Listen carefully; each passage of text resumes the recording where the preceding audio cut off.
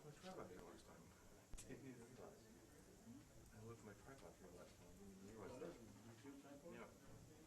It shows you how safe our city is. Nobody stole it. Well, it's a crap tripod. I got it from I have nice ones at home. I bought this one just in case I did something stupid like this. But Do you have any videos on the phone? Do you have any videos on the phone? Last time? oh, yes, I do. Yes, I do. I actually put it in YouTube. Sir. Call this meeting to order. Ask everybody to please stand for the pledge of allegiance. Somebody play. Ready, begin. Pledge allegiance to the flag of the United States of America and to the republic for which it stands, one nation, under God, indivisible, with liberty and justice for all. And if you care to remain standing and participate in the invocation, it'll be done by Pastor Leanne Clark. Thank you. Heavenly Father, we thank you for this evening, and we thank you for this opportunity to come in order to discuss important business relating to the city of 29 Palms. We thank you for your counsel here. We thank you for the community coming to support and making these decisions. We also thank you for the press that's here tonight, Father. And we thank you that we have our freedoms still here in the United States of America. And Father, we thank you for this as we recognize it next week with Independence Day. We thank you for the festivities that will occur here in our beautiful city. And we again thank you for this blessed evening. Bless everyone here.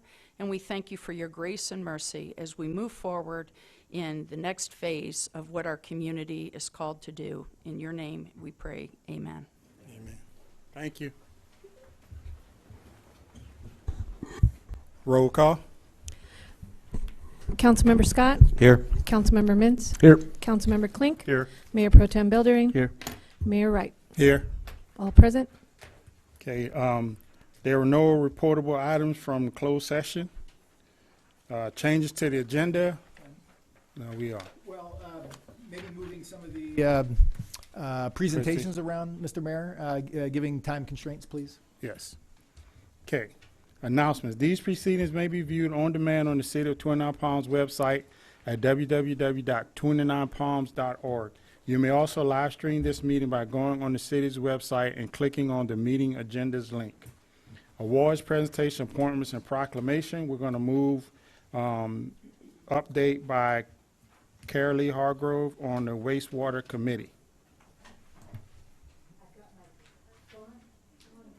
Mr. Benton, you want to come up as well? And Dino? Yeah. I don't see Nate or Gerald.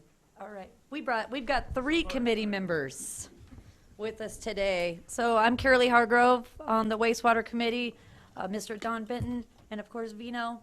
Last name. Nethraj. Did I do it right? Perfect. Okay. So far, we've had 3 meetings. The public's been really involved. I mean, a packed house. Like, this is nothing compared to how the wastewater meetings are. We have had great direction from Mr. Lucchino regarding the consultant groups about everything. Some of the biggest questions that we've been asked are if we can move the location because of the smell. And we've asked Frank to look into that, and of course, he brought somebody to the next meeting to talk about why that location was important based on costs and everything else. We've had some concerns from the community about the smells, their health, the realty aspect of it, which Mr. Don Benton would know more about how that would work than I would. We've also had one contentious meeting, and as a chairperson and somebody who's been involved in politics for over 12 years, one meeting was easily the hardest meeting of my political career. The hardest. I would personally ask, and I don't want to speak for the rest of the committee, that city council members not be present, as we are your advisory board, to bring you a non-biased opinion for you guys to go ahead and make your decision. That's just my ask as one person. Of course, I don't want to speak for the rest. So with that, I'll let Vino kind of hit on his points, and then, of course, Mr. Don Benton hit on some of his, and then we're open to any questions. Thank you, Karalee. Thank you, Mayor. In fact, I've been to the meeting, and I really want to thank Mayor Pro Tem Steve Billerain and Scott Octavius for coming out. That shows me that when the Time Council people come out to meetings, they care for the community. There's a difference when the Time Council people come to the meetings and sit and listen. You can get the real vibe of the community, the audience, what they feel, what they talk, rather than the camera just showing the person who's talking and the people in the diocese. The biggest concern I have is that there's 700 homes and apartments in a 1 mile radius. I spent almost 6 hours walking that neighborhood, and half a mile from there, I've been in the city for almost 26 years. First time I actually realized that there was a senior housing. And to my surprise, I saw that senior housing, and as we all know, most of you all are getting up there with me, that your immune system does drop when you become a senior. And I have concerns about that.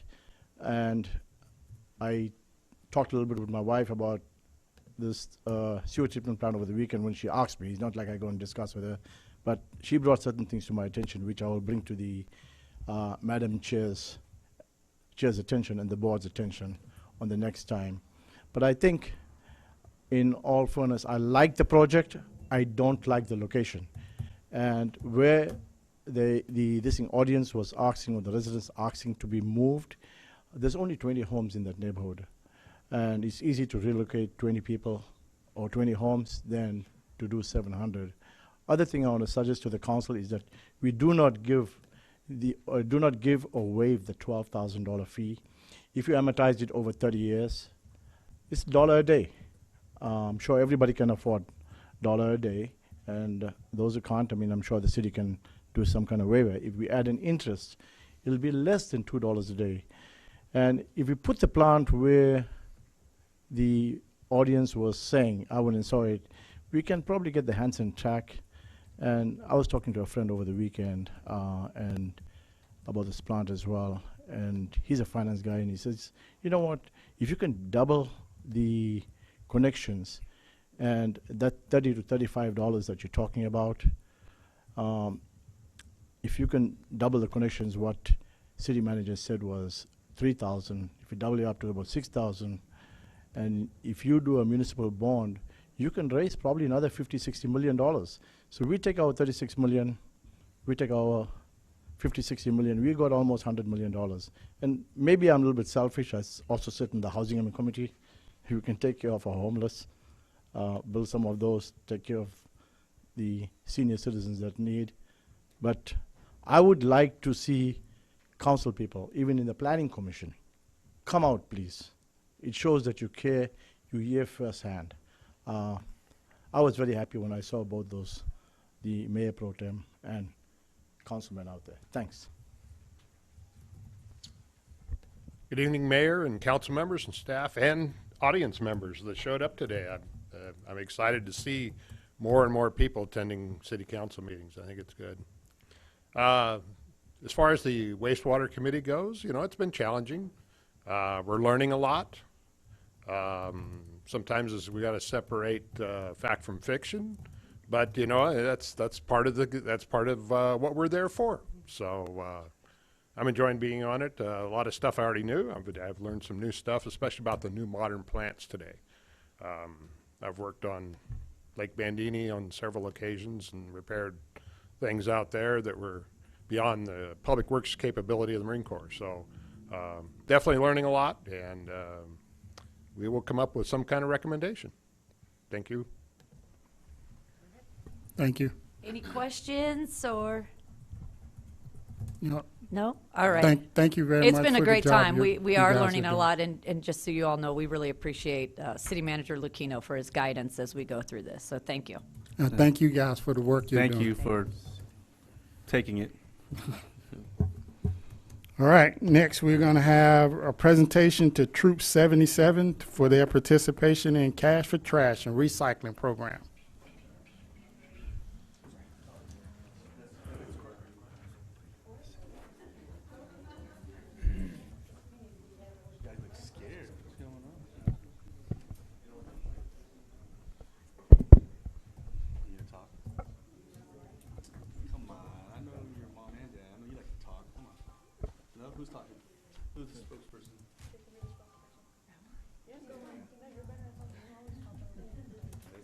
always talking. Let's go. Okay. Let's figure this out. Let's all talk at the same time. Okay. All right, we got that? Yeah. Where'd you guys clean up at? I wasn't there. We're gonna deduct some money from that then. No, okay. Are you sure you gave? I wasn't there. Where'd you guys clean up?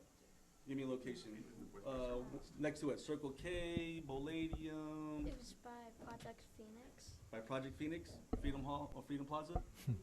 The dirt lot out there? Yeah, Big lot or little lot? I would say. 2 lots? Yeah. I'm getting the sign language in the back. Your mom's saving you right now. Yeah. How many bags you think? Yeah, 'cause I bet you 6 did. bags, a lot of heavy stuff. Did your parents help you? Yeah. Or they just sat there with Starbucks watching you guys pick up? No? All right. Well, we want to thank you for keeping our community clean. Don't ignore that. All right? Yeah. Thank you for keeping the community clean and everything you guys are doing with your Boy Scouts too. You guys are becoming leaders at a young age, so I know when you get older, maybe you'll be sitting up there or doing even better things for your community and America. So on behalf of the city, here's some money towards your, I'll give it to you because I know you're not scared of me. And here's some from Burtech for also helping out. Right, some donation. You want to hold it? You weren't even there. You don't get to hold it. I'll shake your hand. I'll shake your hand. You say, wow. Now we know we got to do it before we leave, right? We got to take a picture for it's official. You don't put it on Facebook, it never happened, right? You're taller, so you got to go on this side. You got to go this side. You go right here, so I'm taller than you finally, and then I can move. And smile big. 1, 2, 3. One more. Okay. Thanks. Thank you. Good job.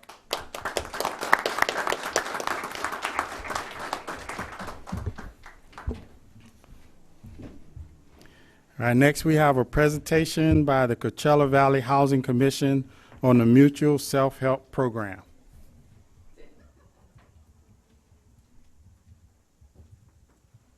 Cindy, do you have the clicker? Yeah, please. Just a small correction. It's Coachella Valley Housing Coalition. Okay, yes. Good evening, members of the council, mayor. My name is Pedro Rodriguez. I am the executive director for the Coachella Valley Housing Coalition. With me, I have Emilia Mojica. She's our single-family director. And Sławek Rukowski is a senior construction manager. And we're here to talk about our beautiful organization and the wonderful work that we do. And hopefully we can do something together in this beautiful city of 29 Palms. Our mission is to, so the Coachella Valley Housing Coalition is it's a nonprofit, oh yes, I'll tell you what. We're a nonprofit community development corporation whose mission is to improve the living conditions of low-income individuals and families through the construction and operation of affordable housing infused with resident services programs that are designed to enrich, build, and grow their lives. So CVHC, we build basically multifamily housing and single-family housing. We were founded in 1982 by a group of community advocates that saw the need for affordable housing for the farm workers community in the Coachella Valley. This group started the organization with a $10,000 grant from the Aetna Foundation, and they went out and organized and created a 501c3 organization, and they hired our first founding director, Mr. John F. Mealy, which was he was a fearless advocate for affordable housing for low-income people. He served with us for 34 years. Today, CVHC has constructed over 2,000 units of single-family housing under the Mutual Self-Help Program. And then you'll get to know that program a little later. Amelia's going to go through that. We've also built more than 5,000, we built actually 40 developments, over 5,000 families that are served in different kinds of types of family, multifamily. So we develop housing for farm workers, migrant farm workers, people with mental disabilities, seniors. Just recently, we have done homeless veterans housing in the city of Moreno Valley, and we're now doing a 60-unit development for people with chronic illness. We have developed all throughout the Riverside County and Imperial County. San Bernardino County is one of our service areas, so we're really excited perhaps we can have an opportunity to build some affordable housing in this beautiful city. We basically have 38 employees and growing. We are developing more housing in Imperial County, and we soon are going to be starting ground on a 60-acre property that's going to provide 291 homes in the town of Mecca, California. We have a single-family department that oversees the development of single-family. We have a multifamily department that oversees the development of multifamily. We have an asset management department that oversees the units. We don't do our own property management. We have a third-party management company, so we oversee those. And then we have more than 26 years of pipeline of resident services programs. Department that oversees these programs that we provide for our families. We don't just build the housing and walk away. So we offer programs such as child care, after-school programs, mariachi classes, ballet folklorico classes. For the adults living in our apartments, we have ESL classes, we have GA classes, and we have health-related classes as well. So we really care for our residents in our community. We even offer a scholarship program. We provide almost $1 million to students, to children of our residents or of our single-family home owners that are going to college. And this funding is all done through private donations that staff contributes almost $10,000 a year. Our board director matches that. So we give out about $30,000, $50,000 a year in scholarships. So one of the things before we start, so affordable housing is defined as housing in which the occupant pays no more than 30% of their income in housing. Basically, if you pay more than that, then you're using money that you need to live. And all of our apartments, all of our housing that we do, the single family, which is funded, by the way, by the United States Department of Agriculture. And that program is only eligible for rural cities. It's a rural program. And the definition of rural is cities that have, or towns that have less than 35,000 in population. So the city of 29 Palms, I noticed, I think you're in the 29,000 to 28,000, so you qualify for that program. And that program, well, Emilia will explain, it's a wonderful program. It's one of the best home ownership programs in the nation. CBAC has been doing this since 1987. We are one of the largest providers of mutual self-help in the nation. And with that, I'd like to introduce Emilia Mojica, who's going to talk to you about how the program works. And Octavius, I know that you're from Palm Springs, and you may be familiar with our self-help program. We built some houses in the city of Palm Springs. Thank you. Good afternoon. Pedro mentioned a little bit about our self-help program. We're very proud of it. One of the things that is so unique about the mutual self-help program is that it really enables families and individuals to acquire property. One of the things that we do is, as a technical assistance provider, as Pedro mentioned, we get a 523 TA grant from USDA to be able to administer this program. We've been doing it since 1987, so we have some experience in that area. What we do as part of the technical assistance that we provide to the future homeowners is that we do the marketing. We process all the loan application that is being submitted to USDA. We secure additional funding. Please do keep in mind that cost is very high, so we have to bring in additional subsidies that are able, that gives the ability to these families to be able to qualify for a house. We cater to families that make 80% of AMI and below. So one of the mandates that we have under the 523 ATA grant, that 40% of our applicants be at 50% of AMI and below. That's very hard without the additional funding. So we go after additional funding through the states, cities, counties, and whoever wants to give us money so we can provide affordable housing for families. We purchase the land. We develop the land. Pedro mentioned that we're working on a subdivision, a 291 subdivision in the city of Mecca. We are doing that. We're actually going through the final map approval. We'll be doing the infrastructure. Then we build the housing. So it's a complete package. One of the other things that we do is we provide the additional or the technical assistance that the families need to be able to construct the houses. We're telling, families need to provide, and I do want to make a correction, they need to provide 65% of the labor in to build that house. They have to put in 40 hours per week on the construction of their own home.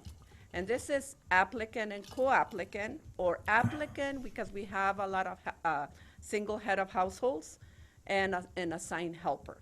So if one person goes and works 8 hours and the other one does the same, that's 16 hours per day. But it is 40 hours per week per family. All the houses start the same day, they complete the same day, they move in on the same day. I talked about additional partnerships. We do on the subsidies, because without those partnerships and those subsidies, we would not be able to reach the low-income family thresholds that we're looking at. Pedro also mentioned about the 30% of the payment of the families can only pay 30% of their income. So we're limited on how much each family can qualify for. So if we have a family that makes, $60,000, $40,000, they can only qualify for a mortgage of $200,000, but a house is costing us $250,000. That gap financing, we have to bring it in as an additional source of subsidy for those families. The self-help program is a great opportunity, like I say, to create wealth for families, but also community. You're building a house with a group of families between 10 to 12. We actually have groups of 13 families, which is the ideal number, because that you need the men and women power to be able to construct that house. So you get to know your neighbors before you move in. It will take an average between 12 to 14 months to build those houses. So you're not just building one house, you're building 12 to 13 houses. As you're building them, you're creating that community, because you get to know your neighbors, and when you move in, you take care of each other. So, and obviously, the sweat equity. An average is between 10 to 15% of the house value that the families will get a credit for their labor. So that's, the sense of community and acquire asset is a huge component. You can drive by any of our communities right now, and we've been doing this for over 30 years, and the houses look in an excellent condition. Why? Because the families not only are building that house, if something breaks, they can fix it, because they did it. They know where everything is in that particular house, and they're able to fix it themselves. If not, they can find somebody who can do it, but they know exactly what they're doing. Frank is actually showing some of our developments. We've done, and we're actually covering 2 counties right now. We're covering Riverside County and Imperial County. Right now we have about 90 to 100 houses under construction in the county of Imperial, and we have 24 in the city of Desert Hot Springs, and we also have 14 houses, which is an urban self-help program in the city of Palm Desert.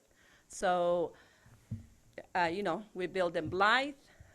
So we've done in several communities, different types of housings, as you can see. Depending on the jurisdiction, there's some requirements that we have to abide by, but so I don't know if you have any questions for us.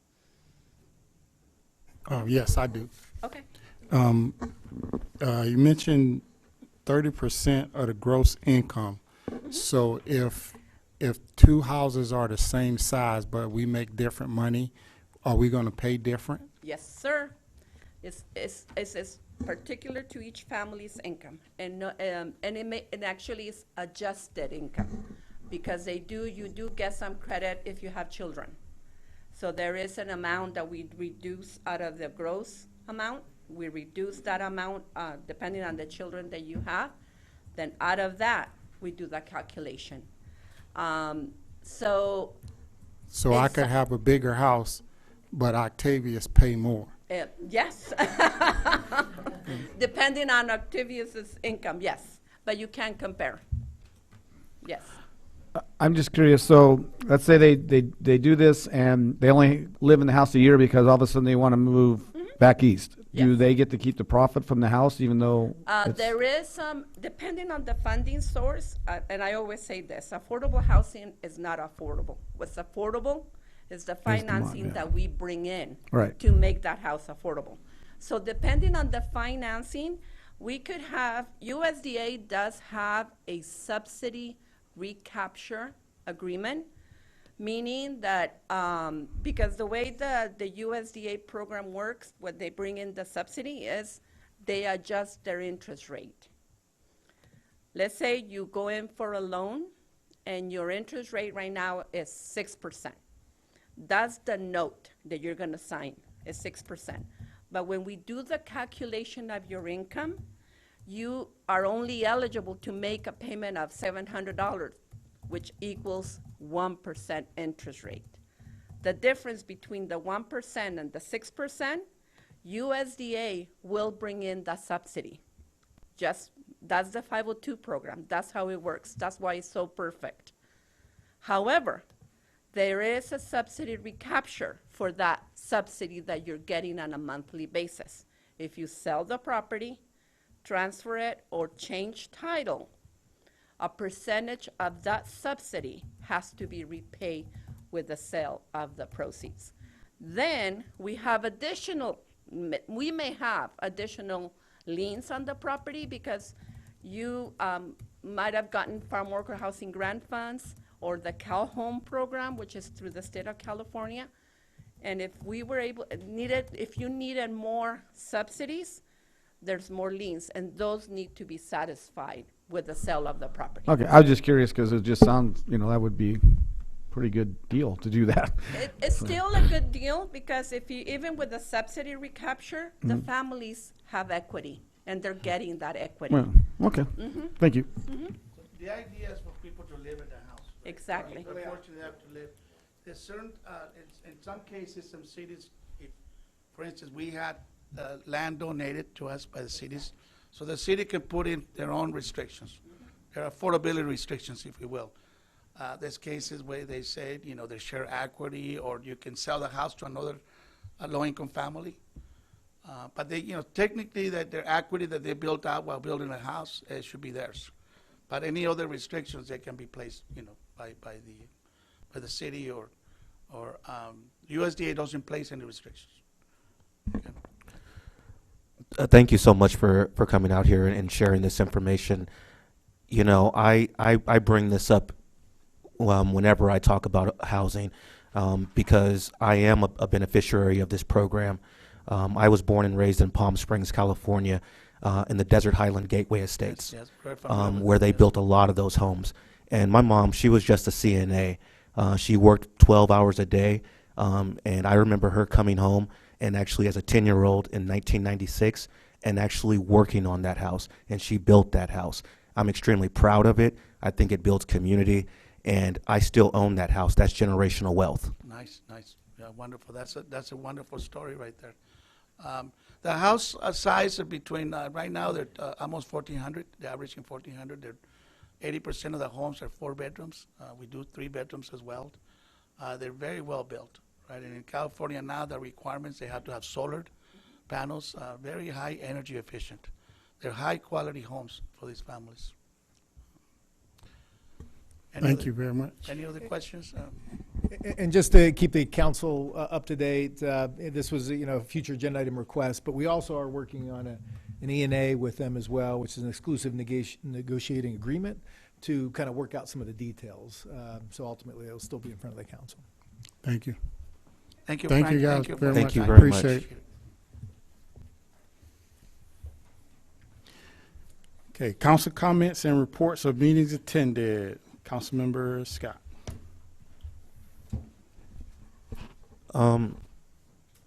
I did a couple ribbon cuttings. I did a ribbon cutting over at Momo G's Oasis pet grooming shop over on Adobe, and that's it for now. Danny. Thank you, Mr. Mayor. Yesterday I was at the Mojave Desert Air Quality Desert Meeting, and yesterday we cut cake. As of July 1st, that organization is celebrating its 30th anniversary, protecting the air in our parts of Riverside County and San Bernardino County. Hold on. Can you take it outside? Thank you. Okay. And one of the programs that is still going on is you can actually take your gas lawnmower, and they will give you a battery-operated lawnmower. You can take a gas-operated blower, like a leaf blower type thing, and they'll also give you a battery-operated one. So if anybody has one of those, that program is still ongoing. Last year there was like $5 million worth of grants that were given out, and they help out. They buy like electric buses. We buy farm equipment for farmers, like replace tractors that are of the modern non-polluting type tractor. So the district does a lot of good work for this whole area. And let's see.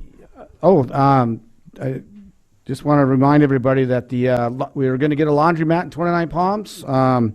The owner did a little program where he brought in some high school teams and had them try out the wash machine so they could work out the bugs, and he donated some money to the teams. But he's just trying to do. He's just trying to make sure when he opens up, the thing is running good, and he's going to do a great job. And I hope those people who do need laundry will use our own city laundromat. I'm sure Jay's listening. So, it's at the Alamo, right next to the Family Dollar. It's the old Alamo laundromat. I think he's still going to call it the Alamo. I'm not sure. It is? Okay, it's still going to be called the Alamo Laundromat. Okay. And then don't forget the 4th of July events going on in town, obviously at Knott Sky Park. And then, of course, the casino, again, is doing the fireworks at 9 o'clock. So make sure everybody enjoys all those. So that's all I have, Mr. Mayor. Thank you. Thank you. Mr. Klink. Thank you, Mayor. I attended Grilling with the Mayor at the Lucky Park Pool. They do fix some really good hamburgers and hot dogs, I must say, Mr. Mayor. Good job. Happy Independence Day. Be safe. All of the goings on is going to be at Knott Sky Park, and fireworks at Tortoise Rock Casino, and you can see them pretty good from Knott Sky Park, so you don't have to drive all the way over there and, get into the traffic. I just want to remind everybody that fireworks are not legal in the city limits. The cops will be out there. If you are putting them off, they're going to be out scouring the neighborhoods, and you might come down with a pretty hefty fine if you're caught. So please, plus the fire, we can probably, with one firework, probably 3 or 4 houses would go down in flames if they're done illegally. And a reminder that Trash for Cash that the Troop 77 participates in, you can sign up if you're a nonprofit with Cindy Vazquez, or not with Cindy? Jacqueline Palmer. If you want to sign up, it's clean up a section of the city of 29 Palms and get money. So sign-ups will be August 1st for the following year. Yep, first come, first serve. So get down here and sign up and get your dates that you want to get some extra cash for your organization. That's it. Thank you. Thank you. Mayor Pro Tem. I attended Grilling with the Mayor, took some pictures at the pool, watch all the smiles on their face, and happy 4th of July, everybody. That's all I got, Mr. Mayor. Thank you. Well, I actually attended a prayer breakfast at Blessed Sacrament. I did a car show at Shadow Mountain, And then they took the car show to the Juneteenth event, and I was at the Juneteenth event. Great event. I mean, I think they said 400 people was in attendance, so it was really great. They had a lot of entertainment, a lot of good food, everything, so it was good. They actually did like a one part in the morning or in the afternoon, and then at 4 they did like a concert, but I bailed out on the concert, so. But it was a good event, very good event, very well attended. And then, of course, I did grilling with the mayor and the pool, Lucky Park pool opening. It was great, you know, just seeing everybody having fun and things like that. And when I gave my update, I really didn't think anybody was listening because they was enjoying the pool and the food. But afterwards, there were several people that came up and spoke to me and told me that they heard what I said, and also talked to me about things going on in the city. And so that was great as well, you know, to get to meet people in the community and to see what they want and things like that. And all of them are still pretty much the same, you know, they want businesses like family restaurants and things like that. And so we're working on it. And then I did also attend the, it's called Momo G's. Pet Oasis ribbon cutting. I did that just yesterday. So, and also want to remind everybody, you know, it's getting hot. So, like we like to say, drink a lot of water. Just keep drinking till your feet start to slosh. You know, so please drink water. All right. Consent calendar. All matters listed on the consent calendar are to be considered routine by the City Council and will be enacted by one motion in the form listed. Any item may be removed from the consent calendar and considered separately by the City Council. The public will be given an opportunity to comment on consent calendar items prior to the City Council action. Is there any council member wishing to pull a consent calendar item? Yes, Mr. Mayor, number 11. Okay, number 11. Got it. Anyone else?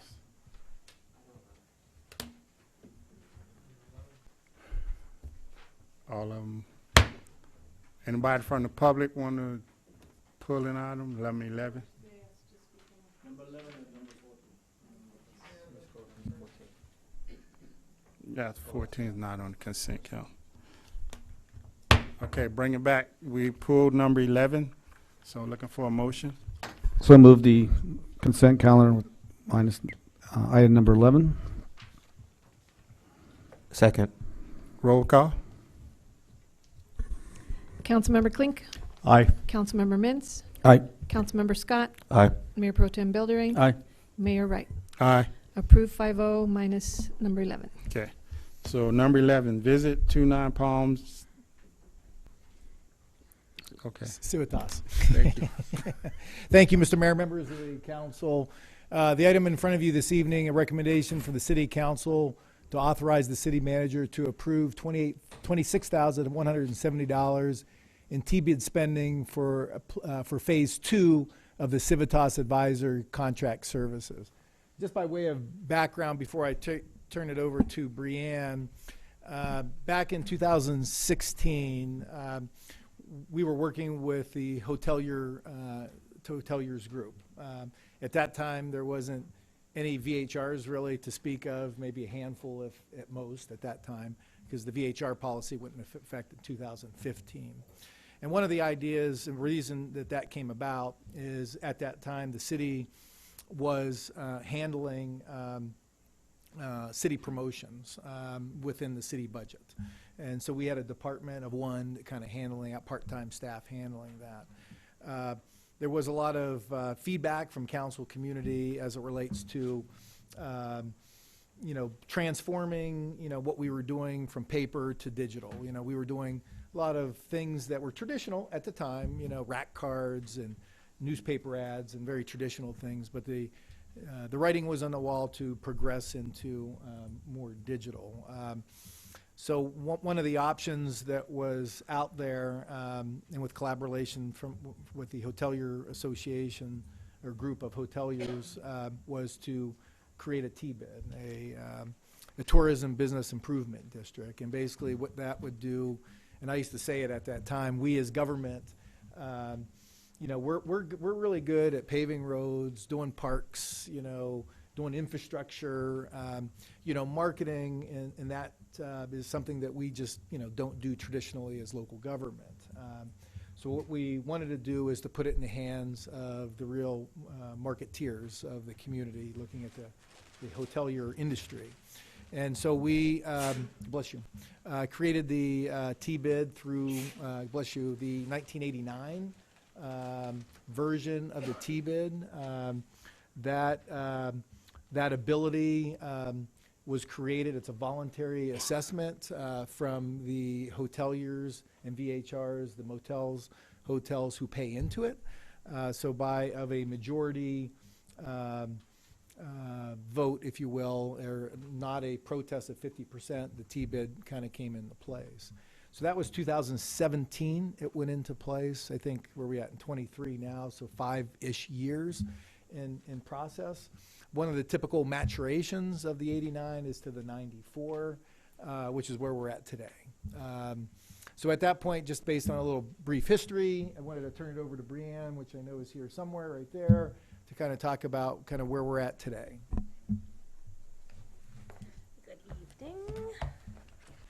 Okay.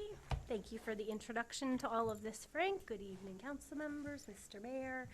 So I think Frank's provided pretty good starting background. Yeah, I think we're all familiar with who the TBID is, what we're here to do. So just I'd love to share a little bit of background on this project, take you through kind of some of the steps we've already worked through, what will be coming in this phase 2. I do want to note that we do have Kelly Rankin from Civitas Advisors on the call with us, right? Okay, so she's available to also answer any questions. So as Frank said, we were established back in 2017. We're in our 6th year of operation, so we've worked through 6 successful annual reauthorizations. Essentially what we're looking to do is follow the course of the majority of other TBIDs across the state of California and modernize under this 94 law.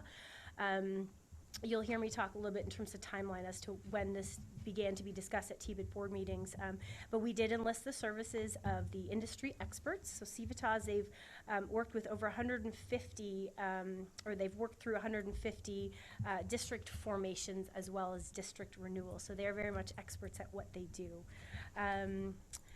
So attached in the staff report, you have an overview of what the TBIDs are all about and what the major differences are between the 89 and 94 law. You also have in that attachment a list of 22 cities and counties that have recently made this conversion from the 89 to the 94 law. Of note, 77% of TBIDs in California are operating under this 94 law. Many of whom were actually established under 94 and who did launch with 5-year terms.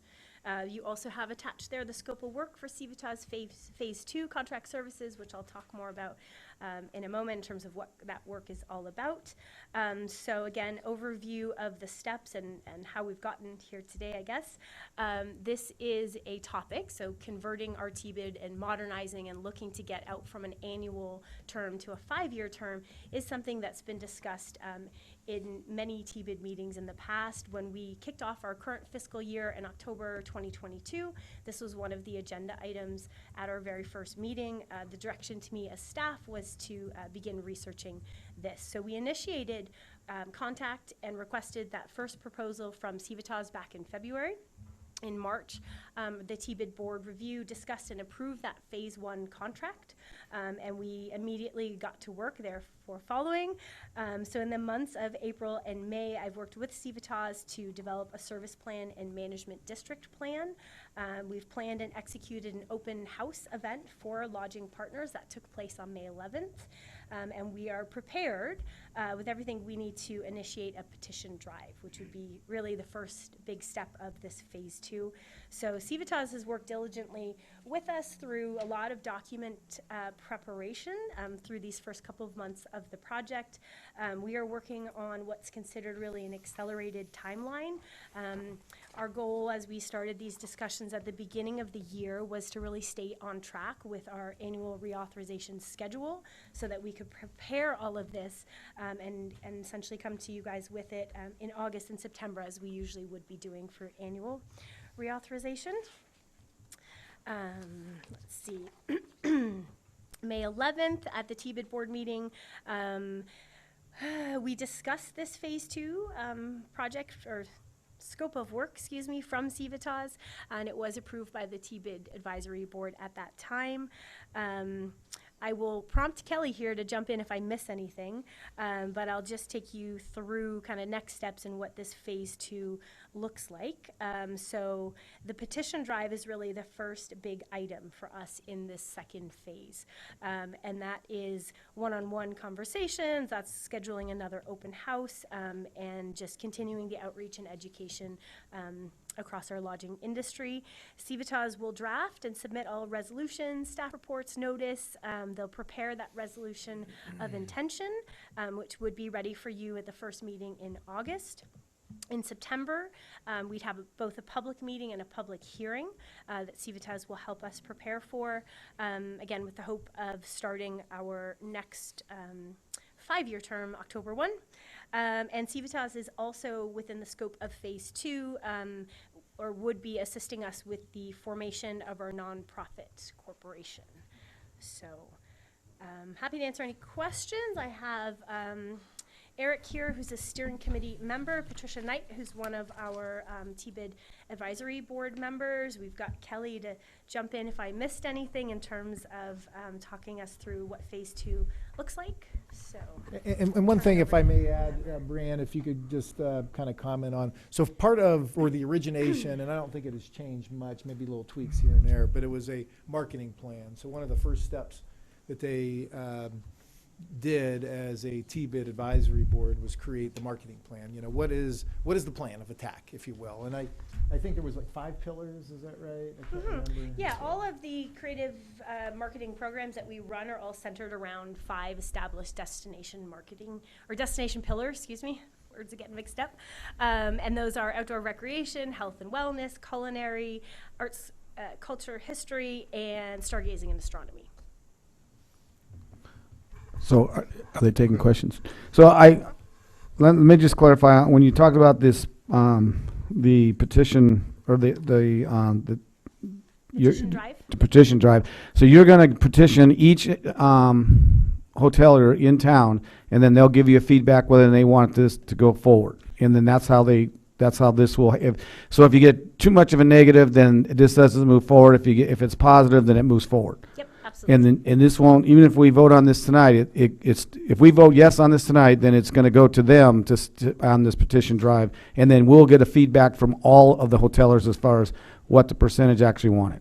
Yes. Okay, correct. thank you. Yep, And Frank, this vote is just for them to go to phase 2, right?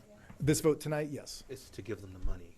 Yes. Yeah, so the phase 2 is $26,170. So we're To here give really them to their seek money, right? your Correct. approval to authorize Frank to sign that.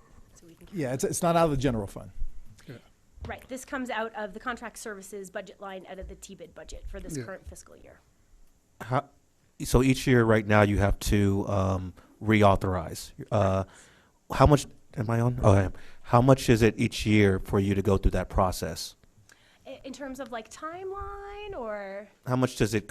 How much out of your budget are you spending to reauthorize every year? Okay, good question. So it doesn't come out of a line item of the budget, right? I mean, as staff, I'm paid through from this budget, so it's staff time. But it does not, we don't accrue, I don't believe we ever have legal fees or things like that to get us through an annual reauthorization process. So just staff time. Any more questions? I just have one. Going from 1 year to 5 years, what's the big difference in that? And is it through marketing that you would use that extra, you know what I mean? Yeah, no, for sure. I think the benefit that we see in this is that it allows us collectively, not just staff, board members who help with planning and oversight of everything, is to really focus on like long-term planning and initiative. I mean, we obviously don't want to see our TBID disband and go away. We believe in the mission of the work that we do. And, you know, I think after 6 successful annual reauthorizations, and again, taking it back to what Frank shared with us, when the early planning discussions were being had, we knew there was these 2 different enabling laws that we could choose from to get started. And the consensus from the group was that, great, let's start under this 89 law. Let's get 1, maybe 2, a couple years under our belts to prove concept and start to build momentum. And this has been, again, something that's been in everybody's minds really from the beginning, and that we formed with the intention of short term under the 89 and make this transition like most other TBIDs do. Of course, COVID is a big disruptor to a lot of the momentum we were building. Had it not happened, I think we would have tackled this even earlier. History, timeline. So you talked about becoming a nonprofit. Once your organization becomes a nonprofit, where does the oversight lie? Mm-hmm. Good question. So we will continue to have an advisory board or board of directors, which will be lodging owners or representatives, as we do now. The city still has an oversight role in this. We still will come to you with an annual report once a year. So it's in a lot of sense similar to how we're structured now. And again, Kelly, if you want to jump in, if I've missed anything. Sure, I can just add some color commentary if that's helpful. Good evening, council members and mayor. My name is Kelly Rankin. I'm a project manager here with Civitas. So, excuse me, during this process, there's 4 main things I like to point out in terms of the city's oversight role. So the first step is the management district plan, which is the legally binding document the district must abide by for the eternity of its term. So that is approved during our hearing process, where we would have 3 stops at city council. That's the resolution of intention. Second stop is the public meeting. Third stop is a resolution of formation, where city council may form the 94 version of the district. Brianne mentioned the annual report that must be submitted. And then finally, the city would be responsible, or continue to be responsible, for collecting the assessment in tandem with the TOT and remitting it to the district. Thank you. Any more questions? Well, I guess on that point, because every time we do anything for the county does anything for us, they get an administrative fee. Would we get an administrative fee for collecting it and then handing it over to them? Because every time they do something for us, they charge us money. Yeah, we have not really charged much to the T-bid for the, Well, now it's management oversight. Right, but yeah, I'm talking about now, if we're going to collect and then have to keep track of it and then hand them the check, wouldn't that be kind of what the county does to us? Kelly, is that a typical function that we can incorporate in there? Yeah, it That's varies. a decision. We can incorporate a collection fee at this point in the process. Frankly, we just need to revise the management district plan to reflect that, if that's the motion to move forward. All right, thank you. I'm trying, all the questions that were asked were the ones I had, so I'm trying. Civitas is gonna do what different than what your T-bid's doing to market and bring business and, heads to beds? What are they gonna do different? So Civitas are our advisors on the conversion process and the formation of the nonprofit organization that we would evolve to.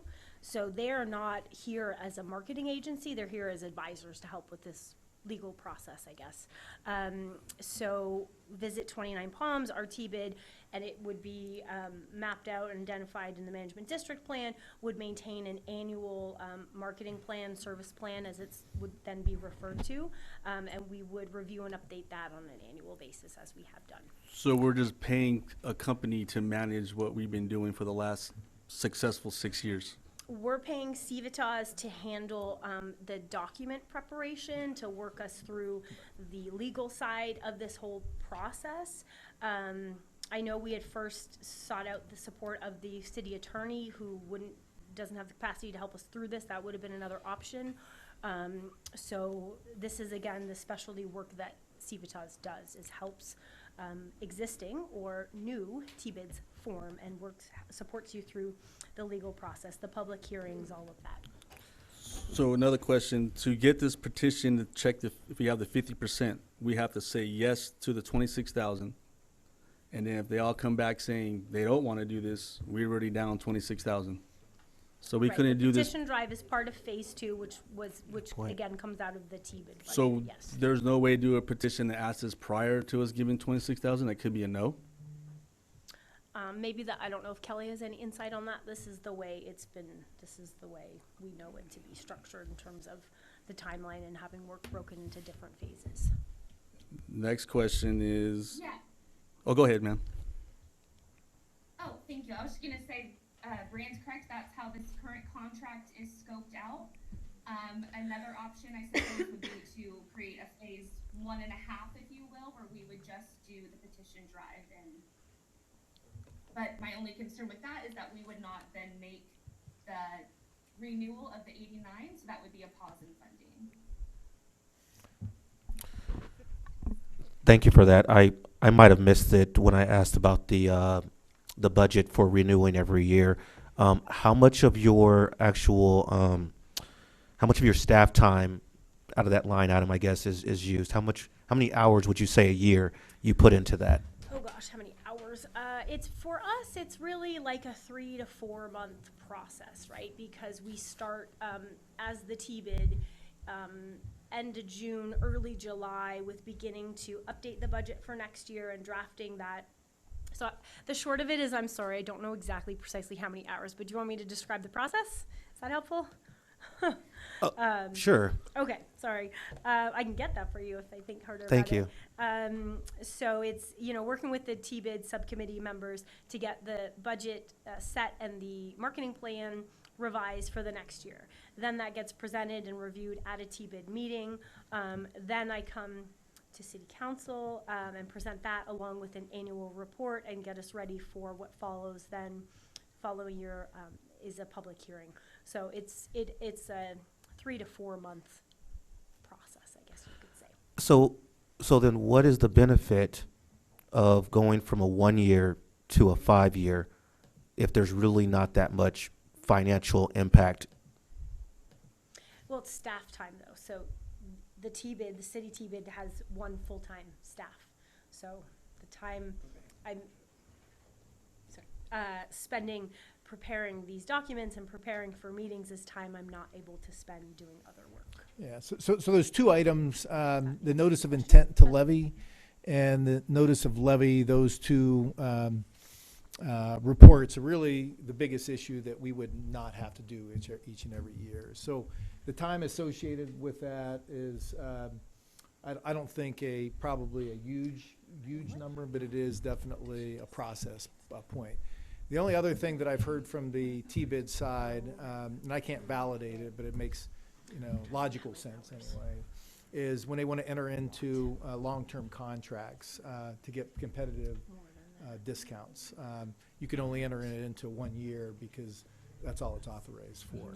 So that probably has a bigger cost advantage than the time savings from a staff perspective, because there's only 3 things that they really have to do in preparation of the annual authorization, because you always do the budget. The budget's the budget, right? But there definitely is the annual report, then the 2 staff meetings. But they're going to do the annual report regardless. Oh, correct, yes. So 2 staff I do have a question though. So if there is some contracts that they're eyeing, are there any specific contracts right now that you guys are eyeing that requires you to have an extension longer than 1 year? That have the requirement of more than 1 year, there are not. We have an annual contract down at Palm Springs Airport. There are other types of contracts that I think we would benefit from having longer than 1 year terms, but no requirement of more than 1 term. I really appreciate it, and I thank you all for the work that you're doing, especially for the hoteliers. I can't see a benefit, and I fear that the city might not have the oversight required if we pass this. Also, if you guys become a nonprofit, is the nonprofit taking over all salaries as being people who are working for them? Yeah, absolutely. Okay, Because the city is no longer paying anything, right? Right. Because it was a nonprofit. And I'm paid out of the TBID budget. That's right, yeah, I And just- the two part-time staff that run our city visitor center are also paid out of TBID budget. So there's not been any financial impact. I just to the want, city. that's, because once you go nonprofit, it kind of changes a lot of things, so. Also, we say 6 years successful, and we have been, because we haven't failed, so that is success. But we haven't found the brand yet of 29 Palms, and that's been our biggest, that was our main thing for this T-Bid, is find the brand of what brings people here. The mountain's been here, everyone knows about the mountain, it had nothing to do with 29 Palms' a website or anything like that. So what's our brand? What is, this may not even be the same topic, but it's kind of is, because we're trying to get this company to do something for us, but we didn't have nothing to give them to brand us. So it's kind of like this big circle of, we haven't found nothing for them to promote us and help us. We're still in the minor leagues, and we're trying to get a major league player, and we're still minor leagues, so. If I just may add, Go just ahead. to again clarify, thank you for your feedback, I'm taking notes. But Civitas are advisors to help advise through the legal process, right? So again, Gotcha. just to clarify, Civitas are not being brought on board to support any kind of marketing, tourism marketing That's, efforts. thank you. I'm glad that helps me. So, but we've done 6 years without them and been successful. Correct. Well, again, but we have yet to try to take on this conversion and try to modernize to get out from an 89 law to the 94. So the only reason Civitas is here with us is because we're looking to convert and modernize the T-bid from the 89 enabling law to the 94 enabling law. I understand that part. I guess what I'm having a difficult time understanding is what exactly would be the benefit then? If we're converting just to convert, that doesn't sound like a good reason to me. If there's something that we're eyeing out there, there's a contract that we're specifically looking at, maybe, but it seems like a huge risk to spend $26,000 on the idea that we might be able to convince other hoteliers to go on board with this. It just seems like a risk to me. Because here's the thing, when reading all this, we're doing this to convert to something we want to do, but we got to do a petition to see if hoteliers want to do it. And if they don't want to do it, then we're not going to convert, and we're still going to be a T-bid the day after we don't do it. So it's a want, not a need. That's how we're looking at it. Any public comment? Yeah, so let me, Go ahead. give me a chance to open up the public. I have, it's Eileen, right? Okay.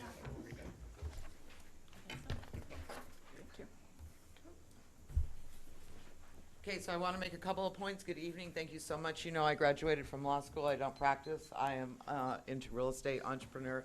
My restaurant, my bar, you know I'm building out.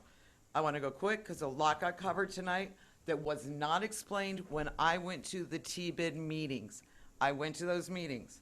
So let's be real clear. 6 successful authorizations has led to no demonstrable results to any branding, and I would even go one step further and to no benefits to short-term renters, hoteliers, in getting their occupancy rates up. In addition, I think there's a very big mistake in this town looking at T-bid is only to help tourism. There is no reason we can't be putting on events that also benefit our locals. Why can't we have big events that benefit everyone? The way I've done my analysis over just 2.5 years, $400,000 has been spent, and I'm telling you from what I see in my numbers, remember I have more short-term rentals except for one other person in this town. I do not see that money. I do not see any benefit. I'm washing laundry as I should. That's my sweat equity. I do what I have to do. I am benefiting not at all from the fake brand of Visit 29. They've been talking about a website. You could have gotten a website for $29. We've been talking about this for 5 years. I remember the first time I heard about it. Ridiculous. Move on. Let's get the rodeo back. I'll sponsor it. Let's have events. A festival. He's talking about Prickly Pear. There's things to do to have annual events. $400,000 in 2 years. She's getting $87,000 a salary out of T-bid. I'm going to say that we do not approve this $26,000. I think we go one step further. We get rid of T-bid. You hire outside attorney. We don't need the city attorney to do an annual budget report one time a year. That's a button. We pay an accountant. that is less than $87,000. We hired someone who has experience in tourism. What's going on here? There's no one coming in here making money. We have no events. So let me tell you what they're really asking you to do. They wanted you to come back in here annually. They're not asking for your approval annually. They are allowed to do whatever they want to do. And then at the 5-year period, that's when you get to see the money. 5 years, $200,000 T-bid, they could sit on $1 million. I'm sorry, they could waste $1 million and get no events out here. Go to the meeting, talk about one thing. They're talking about Ontario Palm Springs Airport. They have an electronic sign. Why?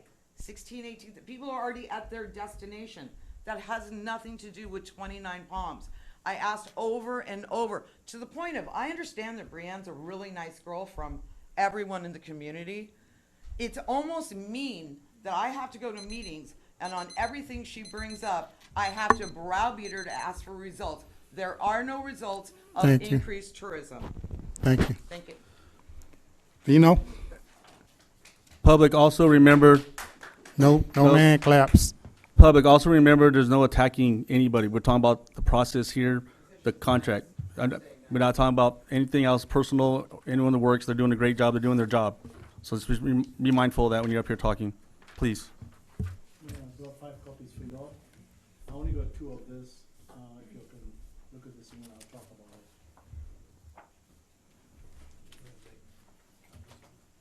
it. Thank you, Mayor. My name is Vino Nathraj. I own the America's Best Value Inn and the Oasis Inn and Suites. For this many years, I've been coming here and I've been tracking what the performance of the T-bid is. Unfortunately for me, I was single-handed and I was not believed. So on the very first page, it says, my name is Peter Bhakta. I manage the Holiday Inn Express. They also have a seat on the T-bid. And he saw no mean results. And he says, hey, you know what? We need to revisit this. On the second page, I've got Deep Hospitality. They're on the Motel 6. Just for your information, Council, this thing, Motel 6 and the Holiday Inn Express was owned by this thing, corporate REITs, and their managers had a high turnover, and they didn't pay attention to this, or they didn't want to participate. I'm sure you know that the Fairfield Inn has been in financial trouble 4 times. So that's the first 2 proof, and I talked to Councilman Dan Mintz, and he says, oh no, there's an increase. Yeah, you can see it. The person that sits on the T-bid is saying, I want out, or we need to revisit this. The other thing is, Civitas, is that the only company, did we get proposals from anybody else to say, hey, I can do the same work for probably less money? And I have access to a lot of attorneys who will probably do the listing contract for much lesser money and save our listing taxpayers' dollars that could be used for advertising. Let's go to the second one. In fact, on the second one, you'll see on the extreme right of the first page, this minus 21.82%. I'm a stakeholder in the T-bid. We have a partnership with the T-bid. In a partnership, if a partnership is not working out, the partners would say, hey, listen, we've tried, we've done our best. I'm sorry, it's not working out. I'm a businessman. I'm not going to cut my nose to spite my face and say I want to shut something out or I want to revisit this thing if it's working out. If I'm making money, why not? But if I'm not making money, just like you or anybody in this audience, if you keep putting money, you're going to say, hell no. I need to revisit what I have. Then, if you look on the second page, I've got historical numbers from 2008. I'm a database guy. I'm a successful businessman, and I watch my pennies, and I watch my nickels, and I watch my line items. I don't come here and just do fluff and carry on building. I'm not building with other people's money. It's with my money. And then, on the last page, you can see the amount of visitations that we had. From 2011 to 2022, we have almost 2.5 times the amount of people coming to the park that's there. The park's not going to move. And the only reason I came to 29 Palms is for 2 reasons. I knew when I first came here 26 years ago, the park ain't going to go anyway, and the base ain't going to go anyway. Let's talk about this item that I sent you all. That's it, I Bino. belong to the TBID. Your time's up. Can I get a couple more minutes? No. Nobody else behind me, Mayor? No, it's people behind you. It's people behind him. His 3 minutes is up. Thank you. Thank you, Mayor. Next, I have Mary Jane Bingy.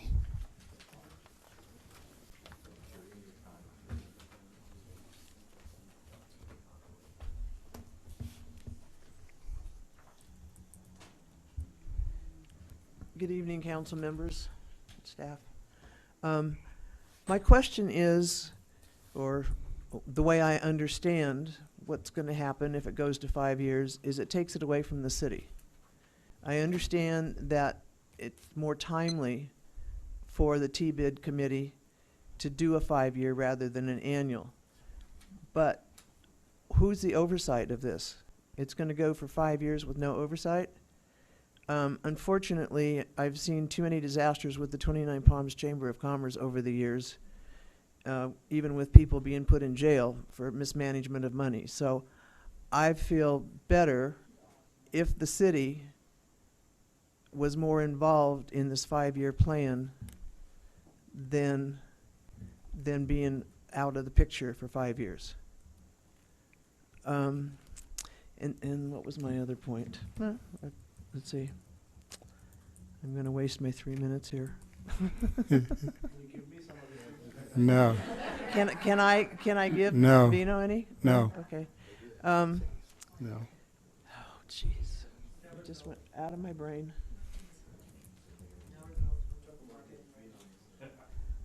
I agree that with Mr. Bilderang that we need something to bring people here, some sort of a motto, some sort of something that's going to attract people to our area. I don't see that the TBID has done that kind of advertising, and I agree with my friend over here that I don't know what good it goes to going to Palm Springs and to Ontario airports because they've already made their plans. Once they get to the airport, I don't think that helps anybody. And again, that's not what I was going to say. So thank you very much for your time. Thank Bye. you. Okay, April Ramirez. Good evening, everyone. There was only one main thing that stood out to me. My name's April. I have been a nurse for 13 years. Of those 13 years, I spent 7 of the years in management for a very large healthcare corporation. I also worked as a director of business development, which mainly put me in charge of contracts. That being said, I keep hearing we've been successful, we've been successful, we've been successful. How are we measuring our success? Not only as from a leadership portion, but what measurable outcomes and metrics do we have and who is keeping track of them? If there is a dip from one year to another, are we saying is that because of COVID? Or are we saying is that because of poor marketing? Are we saying that because we didn't spend enough time here, we don't have a brand? Who ultimately is holding them accountable for this of meeting certain goals? And what are our goals as a city? What do we want to do? Do we want to have 3 events within 8 months? Do we want to have a certain amount of people visit within a 6-month span? And if we don't meet those metrics, what are we going to do about it? What kind of plan do we have in place to fix that moving forward? That's all. Thank you. Thank you. Okay, I don't have any more green slips. Oh. No. Too late. I just want to kind of rebuff some of the, they asked me to sit on it because we have the VHR component, and I work with Brianne at a lot of the community events, the DBA and so forth. And one thing I noticed, we're talking about this, Palm Springs doesn't bring people up here. I got to dispute that because when we did the DBA thing for Pride, we took the Visit 29 banner down there, we set it up at Village Fest, and people were coming up to us left and right, and we had the comedy show at High Desert Daydream, and we must have had like 10 people that came up with that. So I do think that advertising in Palm Springs helps. And when we went to the board meeting for, public speaking. When we went to the board meeting to talk to the Village Fest people, even the board member there said, yeah, we really need to do more with the high desert and so forth. So I think that there should be a connection there between us and Palm Springs. I think it is a good expense as far as that advertising goes. Thank you. Okay, I'm gonna bring it back to council, and before we move forward, Frank, I want you to remind us what we're voting on. So what you're voting on this evening is to go to phase 2 with Civitas. Civitas is a contract only for the conversion of the 89 to the 94. It's not the final step. It's working through the legal process to kind of convert it over. It's not marketing, it's not advertising, and it's not the last step in the process. Thank you. So now a question on that. How much was phase 1? Did we pay anything for that? 19,000? And now we're gonna pay 26,000? And what happens in phase? There's no more? Yes, So it's 19, 35, 30, 45,000? So it was touched on a little bit earlier about having phase 1.5. What do you have a figure what you would charge Kelly for that? Are you still there? I unfortunately do not create the pricing, but I could get back with that information this week. Okay.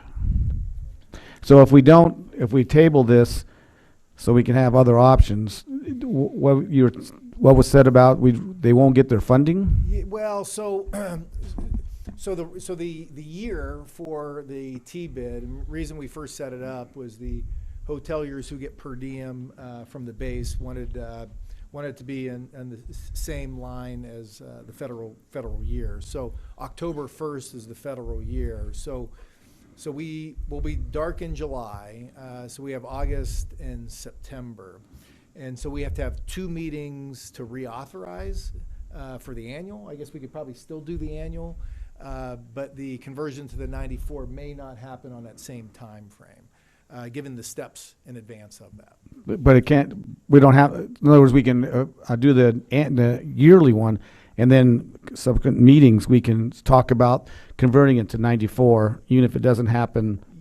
Yes, yeah, right I think away. there is enough timeline because all we have to do is the notice of intent to levy and the notice to levy because the budget's already done. So those are only the 2 pieces we could do for the annual, and that's our normal process. So we could do the annual and then lag on the other. Maybe change the fiscal year, I guess, or the annual authorization, but it would delay it. Well, because what I'm most interested in is the petition of the hoteliers. If they're going to, because that was my conversation with Vino, I wanted to know how many didn't like it, and obviously, wait, please, thank you. So that was my question to him because I wanted, and we had a conversation about it. I don't have to hash the whole thing out right now because that's what I want to know is what is everyone that's involved, what is there before we spend the 26,000, what I'd like to have. So if we approve, but we can't approve the budget, the other one tonight because it's not on the agenda, so we'd have to do that in August? Correct, yeah, the notice of intent to levy and a notice to levy are the 2 steps for the annual. Okay, well, Mr. Mayor, I want a motion that we table this item. I'll second. Got a motion and a second. Roll call. Councilmember Klink, Aye. Councilmember Scott, Aye. Councilmember Mintz, Aye. Mayor Pro Tem Bildering, Aye. Mayor Wright. Aye. Approved 5-0. Thank you. Okay, item table. Okay, public hearing. Amendments to the city's master fee schedule for fiscal year 2023-24. The city finance director will be giving this presentation. Thank you, Frank. Good evening, Mr. Mayor, members of the council. Tonight in front of you is the proposed master fee schedule for fiscal year 23-24. Just to give you a background on this, so the original fee schedule was adopted in May of 2020 with the assistance of Walden Financial Services, who that specialize in financial planning. Since its adoption, we've been increasing those fees by CPI. This year, the CPI is 4.6, which is the consumer price index for Riverside and San Bernardino for the 12-month period ending on March 2023. So all of the fees were adjusted by the 4.6%, except for the sewer fee and the state and county mandated fees. We don't adjust those. And then since most of the fees at animal control and park and rec departments are still being collected over the counter, we rounded those to the nearest dollar for the convenience of the public. And then also other changes to the fee schedule are the addition of disposal fee in the animal control department. The cost to provide the service is $31.37. However, we're only recommending the fee to be set at $26, which is 17% lower than the full cost. Other new fees that we're adding or we're recommending in the planning department is the fee for the administrative use permit amendments for $1,000. The fee will only cover 40% of the fee's total cost. And if you look at pages 15 through 16 of the fee schedule, you'll see a breakdown of the cost and the suggested fee versus how much we're subsidizing. And we're also including a fee for the extensions to conditional use permits, AUPs, site plan reviews, and parcel maps for $200. The fee will cover only 60% of the fee's total cost. And another fee that we're recommending is the track map amendments for $4,500. Parcel map amendments for $500, development code amendments for $4,000. Another revision that we have for this in this fee schedule is the revision of the administrative use permits to $2,000. The full cost to provide this service is $3,865.79. From this schedule, we're removing the regional traffic impact fees, the park impact fee, and residential conditional use permits, as they do not apply to, they're not applicable to the city. And these fees were developed according to Prop 2018, which states that rates must be based upon the proportionate cost of providing the service and not to exceed the cost of providing the service. Rates must be fair and equitable, and a ratepayer cannot subsidize another ratepayer. As you can see, the recommended fees identified in the master fee schedule, they're either at or less than the full cost of recovery.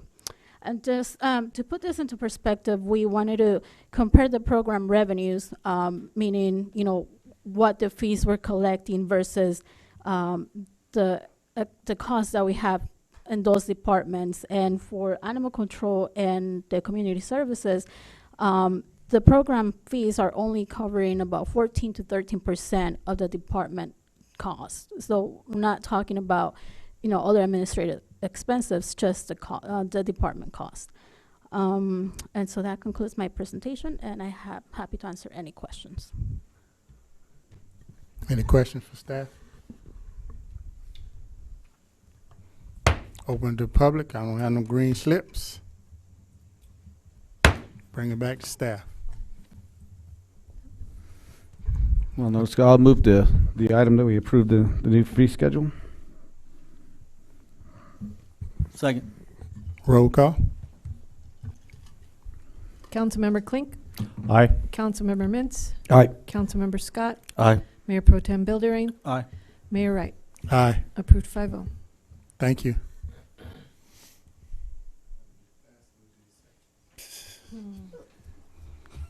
Discussion and potential action items. Reject all bids for Project Phoenix. Mr. Mayor, I have to accuse myself. I'll be out with the captain.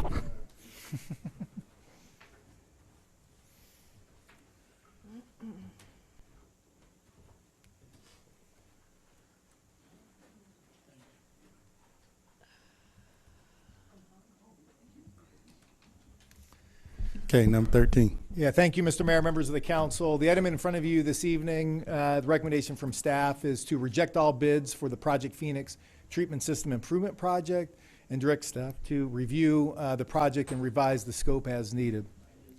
Just by way of a little background, within Project Phoenix, already installed is the sewer collection system. So the sewer collection system dumps into a 7,500 gallon septic tank.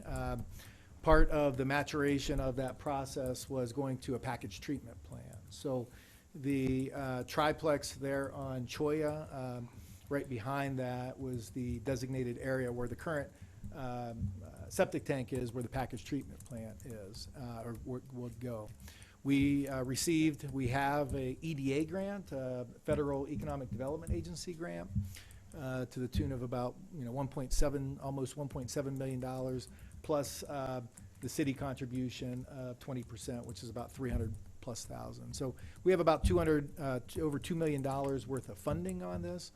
So we did go out for public procurement. As you could see in the staff report, the Van Dyke Corporation had the lowest bid. However, going through the process, in any bid document, you always have the ability to like. You have plans and specs, but if you present something that is like, you potentially could use that as the like. Through our design consultants, NV5, we can't validate that like comparison. And also, given this time frame of uncertainty with the citywide project, staff is recommending that we reject the bids, and potentially we would revisit the scope and rebid the project. Any questions for staff? Open to public? No green slips?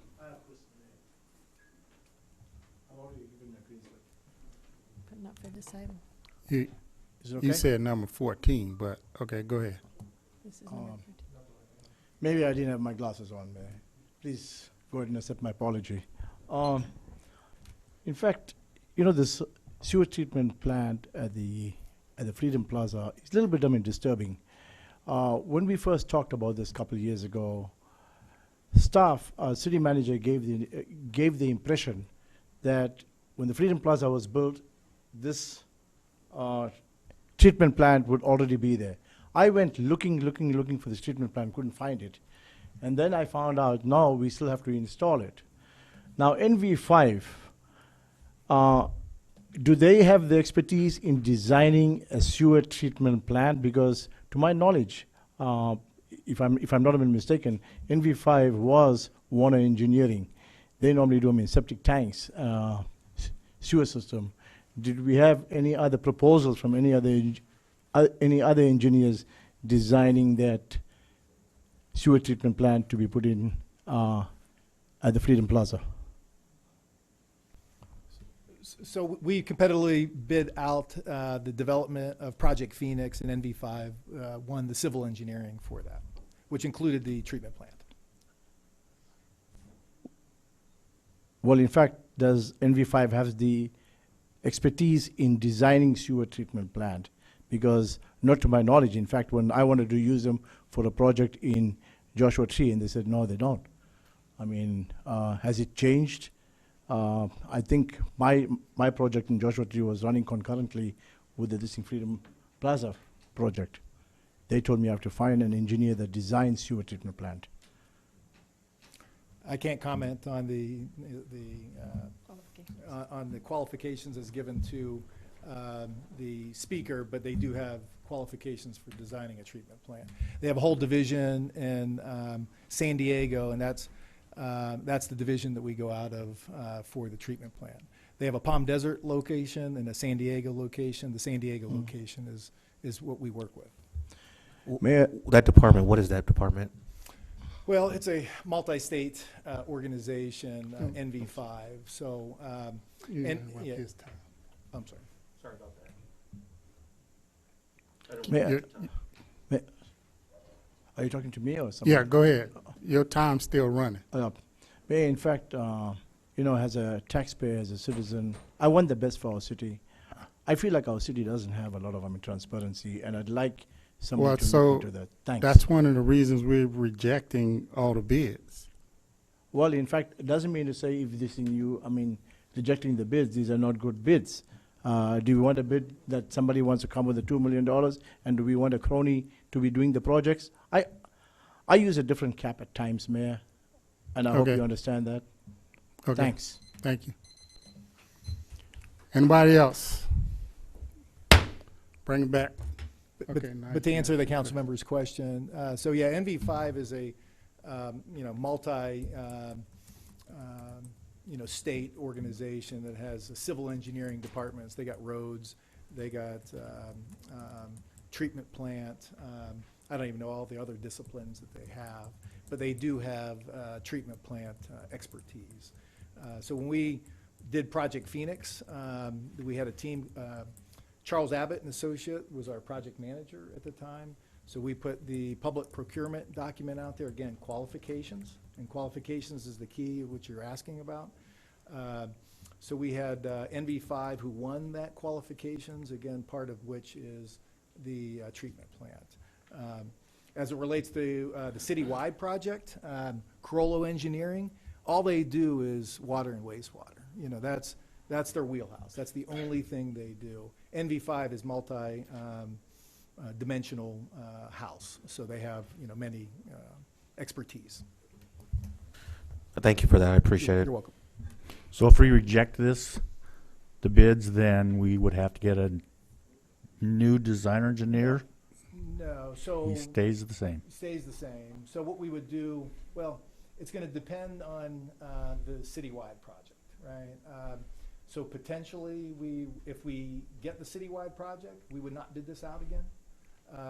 If we do get the citywide project, we will not bid this out again, because part of the phase one is the downtown area. So there's no sense of building a package treatment plant when the big project covers the downtown. If we're not successful in the citywide project, then we would rebid it. So the procurement documents, again, the procurement documents spells out the plans and specs. And then you always have a like, right? So if you present something that accomplishes what you want to accomplish, but maybe not exactly the same, it's got to be like, then we can approve it. But the proposal just wasn't submitted, we couldn't validate the like. So we would rebid it and probably be more specific on the like to prevent this from happening again. Thank you. I have a question. Sure. So, we got these two sewer things that are happening at the same time, the one that's in Project Phoenix, and then we have the citywide one with the 5 phases. Let's just assume, because I'm confident that it's probably not going to happen, the citywide sewer system is probably not going to happen. It is. And so I want to know, what would it take to actually extend the sewer system from Project Phoenix to incorporate all of 62 and our business corridors and our commercial buildings? It's a great question. And so one of the things, again, prior to the citywide project, we heard from both ends of the Project Phoenix area, hey, I want to connect, right? And so that piece of land that is built on, or potentially going to be built on, is only 7,500 square feet. So it's a pretty small lot. So council, and your foresight gave the ability to buy that triplex right next door with the idea to expand. So right now, the package treatment as designed will be 35,000 gallons a day. So in theory, again, we haven't designed it yet, but doubling it, we can go to 70,000 gallons a day. But there's no other land surrounding it. It's almost landlocked there.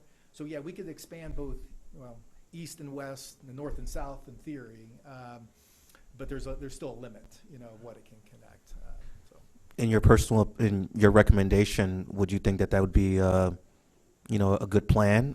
For us, being the size of our city? Yeah, well, that is what we, from a staff perspective, before that citywide, that $350 million came about, that was what our plan was, is to have that downtown plant and expanding it. I know, Eric is no longer here. Oh, Eric is here. He came and begged me to bring the connection just to the west, right? Mm-hmm. And right now it ends at Tamarisk. So, yeah, we would, Keith is working on an ordinance. Mr. Gardner's working on an ordinance right now to have the mechanics, again, very similar to a water district, when you want to expand, what are the rules of expansion, right? And so we're in the process of doing that. So once we can get that done, we'd have to get that capacity for that connection. So yeah, it is good to answer your long-winded, or my long-winded answer. Yes, it would be a good plan. Thank you so much. I appreciate that. You're welcome. Are we getting it? So, I'll make a motion that reject all bids for the project Phoenix Treatment System Improvements Project. Second. roll call? Councilmember Scott? Aye. Councilmember Klink? Aye. Mayor Pro Tem Billering? Aye. Mayor Wright? Aye. Approved 4-1. All right. All right, Danny. 401.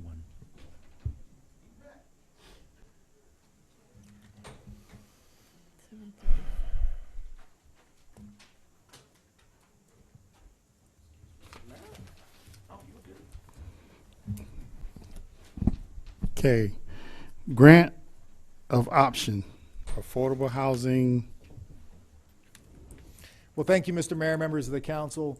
The item in front of you this evening is the recommendation from staff is the city council approve the option to purchase real property with Milestone Housing for furtherance of the affordable housing project behind City Hall.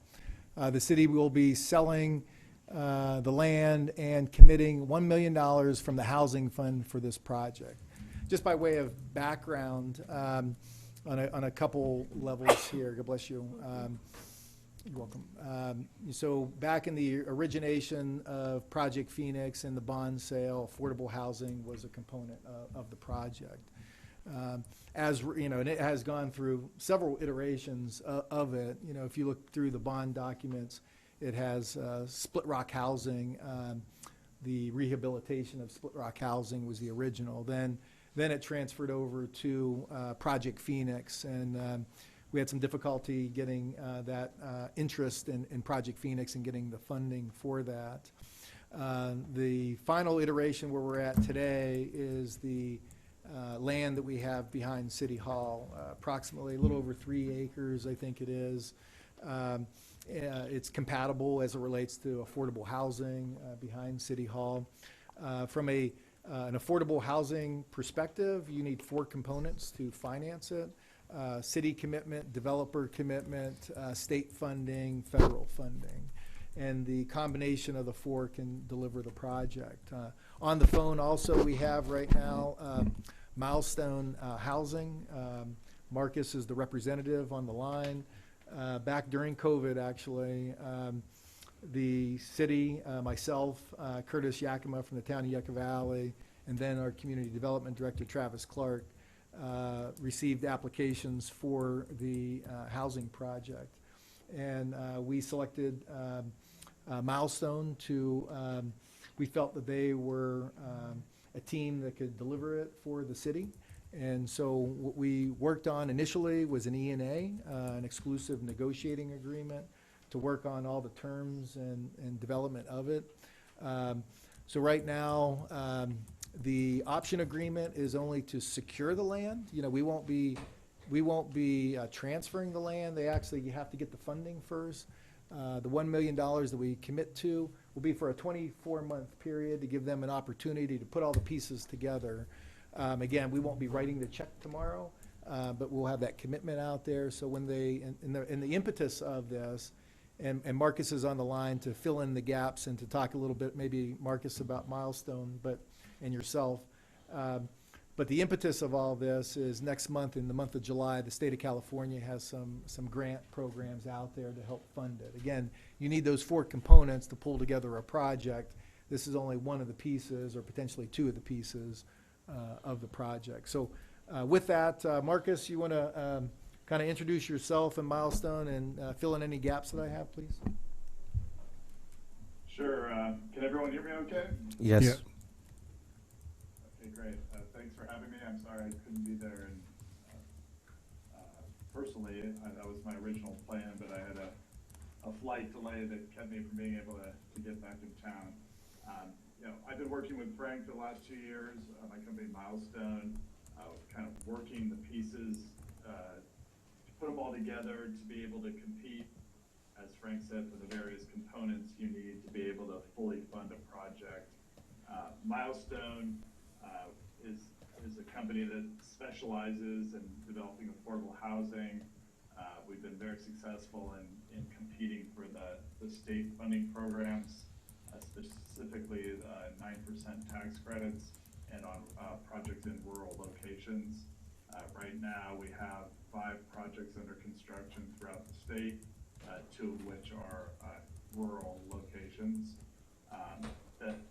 The pieces of the puzzle that we have to get locally to be able to get the state funding, which then will lead to the federal funding, is number 1, site control, which is when you apply for state funding, you have to show that you actually control the site and have the ability to move forward with the project. And then the second piece is local commitment. There's scoring competitions both with the state funding and for the federal tax credits that the formulas they use is basically how much local money can you raise to limit how much of the federal tax credits you need. The goal of the state is to spread those federal credits.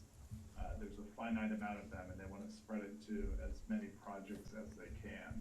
And so what we do is we go after, we're going after state infill infrastructure financing, basically to cover the sewage treatment plant we're going to build as part of the project. And to get that money, we need to have as much local commitment as we can get, which is this $1 million amount that we've arrived at. If we win at that, then early next year we go after the tax credits. The combination of the state money and the local money, based on historical competitions in the prior rounds, that would put us in a very solid position to win. And so if we win that competition next year, by the end of the year, we would be starting construction. We went ahead, we've been working with the city for quite some time. We got both the site plan approval and the design review for our concept, which is a 2-phase, 60-unit family project and a 40-unit senior. The plan here is to go after the family piece first. There's more money available for the family side right now, and then we can cover more of the overall cost through phase 1, and then we would follow up with the senior phase downstream. And Marcus, the initial phase, 59 units, I think. Yeah, Approximately, 60 anyway. Units, yeah, 60 units with 1 manager unit, so 59 affordable.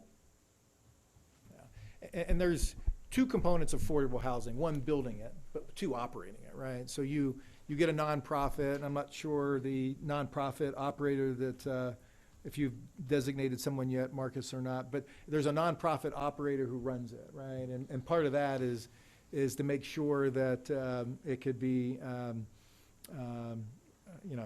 not profitable, but break even, right? I mean, hopefully there's a little profit because things go wrong, but that's the other component of this because, one, they're going to have to build a treatment plant. Back to that again, they're going to have to build a treatment plant there, which is going to have operating costs and construction costs, along with its subsidized housing, right? So it's so there's, the dollars don't come in. I think 30% of AMI, I think, is what the target is.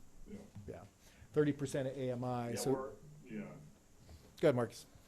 Overall, we have different levels between the 30% AMI up to 60%. So from extremely low income to low income, it averages at 50% overall. And then we share the ongoing responsibility to operate the project with our nonprofit partner. We provide personal guarantees to make sure that if there were problems with the operations, we're required to fund any shortfalls. And so we also have a property management firm that just does the same kind of property management that you would do on any kind of apartment community. We use a company called FPI. They're very large, statewide.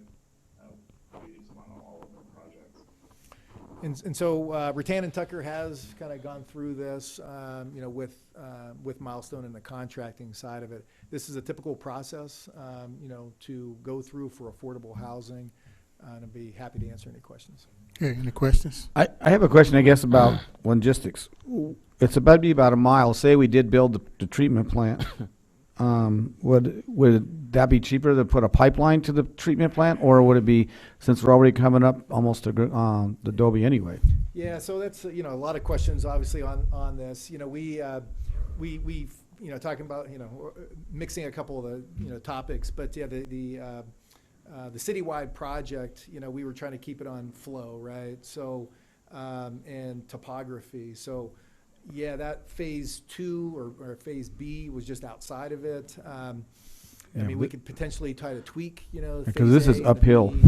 B. It would all flow downhill. This is higher than what. Yeah, I can bring the map to see how, let me go grab the map real quick. Okay. Well, it is. We're higher, so I was just curious. I know those are decisions we don't have to make today, but that would be great if we could just hook it to it. Yeah, we want no choice. He gonna answer the questions. Okay. Here we go. Look at this. Should probably have this map in here all the time. I apologize. Yeah, so it's just outside of it, right? But you're coming up Gorgonio with the pipe, so that would just be going from here to Gorgonio, which is about, 1,000 feet? Yeah, it's close, definitely close. So connected. One of the things that I mentioned, in conversation with Councilmember Scott, actually. So one of the things that we will do is do some out and value, assuming that we go forward, right, is some value engineering, right? So, the engineers have a plan, right? But sometimes the plan needs tweaking, right? And that's called value engineering. Do you cut off this piece? Do you add this piece? And so that usually is at the end, when you're ready to construct. So that will be something that is discussed through the value engineering process. Thank you. Thank you. I do have a few concerns with the project. A lot of this, as Frank has pointed out, he's been working with Milestone for 2 years, and I'm recent to the council. I love to do something for senior citizens. I'd love to do senior housing. I'm a little concerned about the height of the building behind City Hall. I wonder if it's feasible or possible to actually do one-story apartments and only do senior housing, and what would that look like? Marcus? There's a number of obstacles that would create. Number one, you really need the density to be able to bring all the economics together. The funding source we're going after from the state, they have a minimum density requirement that you have to meet, and you get points for exceeding that. You also need just enough units to be able to cover the fixed operating costs. It becomes really inefficient financially when you really limit the count.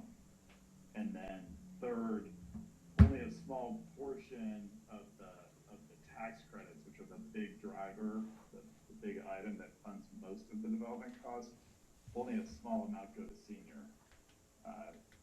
We compete in the rural set aside, and 65% go to family projects. I think it's 10% go to senior. So your chances of funding are really low under the program, and you can't really get these other pieces in place to be able to compete. Low density kind of senior is not really viable, generally speaking, in the world I work in here, the established affordable housing industry. Sure. Earlier, we had another developer here, and they talked about doing housing for seniors, specifically for farm workers. And what funding sources are they using? Yeah, I listened in on that too, and I know they're going after. I mean, some of that is you're owner occupied, right? You're building your own unit, right? I mean, no, they actually said that they do. No, they do specific multifamily housing as well that they mentioned earlier. Yeah. And they said they do specific Yeah. senior housing. Yeah, I'm sure if you were to look at their projects, their density is similar to what we do. They compete for the same programs we do when they do multifamily. So I don't think they do the low-density multifamily that you're referencing. Yeah, Yeah. so USDA, I think they go after. I don't, if there's any other different requirements there. Yeah. But, Yeah, they go after 9% credits along with the USDA in the multifamily arena. So I guess my last question is, it creates some hurdles. Is it impossible? You hear that, Mark? Is it impossible? To do a one story on this site, it's much more challenging to be able to deliver. And then obviously you're just delivering a lot less units overall. I know you guys have your own goals here that are put upon you as total affordable production. So, yeah, I can't say it's impossible, but it's not what we normally do. Thank you. I appreciate it, sir. Any more questions? You're welcome. Open to the public? No green slips? Oh, yeah, okay.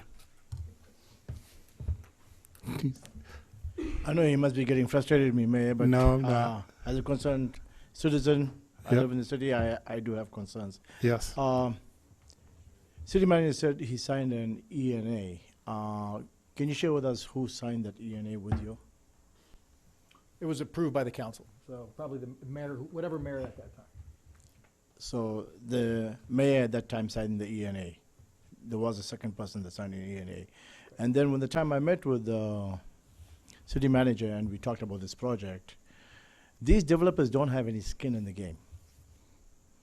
Normally a developer, when most developers do, they go in, buy the land, submit the plans, everything. I asked city manager, do they have? He said no. And I am for affordable housing. I think you'll heard me shouting many times in here, affordable housing, senior housing. I love that. The thing is this, the thing I don't like about the site is when you have affordable housing and senior housing, they need to be close to transportation, they need to be close to supermarkets. What I've seen is this building is going to be close to Dollar General, 7-Eleven, AM, PM, places like that for people to shop. I've been living in this country for almost 40 years. I fill my gas at 7-Eleven, I fill my gas at AM, PM, but I never walk in and buy something to eat. And when you put developments like this, where there's no proper shopping, no proper public transportation, it's not really helping the people. So if we got this developer in hand, I'm sure the city has other land, is probably look where we can find the land near the shopping centers where it's easily accessible to medical, things like that, and then put this housing. But also I do have a concern about if we assign this $1 million, what do they do with that $1 million? I mean, we're not writing them the check right now. What is it going to be used for? Is the developer coming with some money, some skin in the game, or is it all grants, zero in it? And that's my concern. Thank you.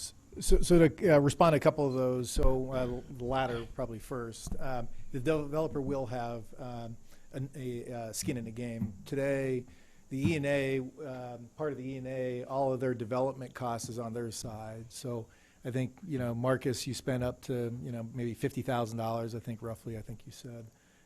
So yeah, they've been going through the development because they got an engineer on board.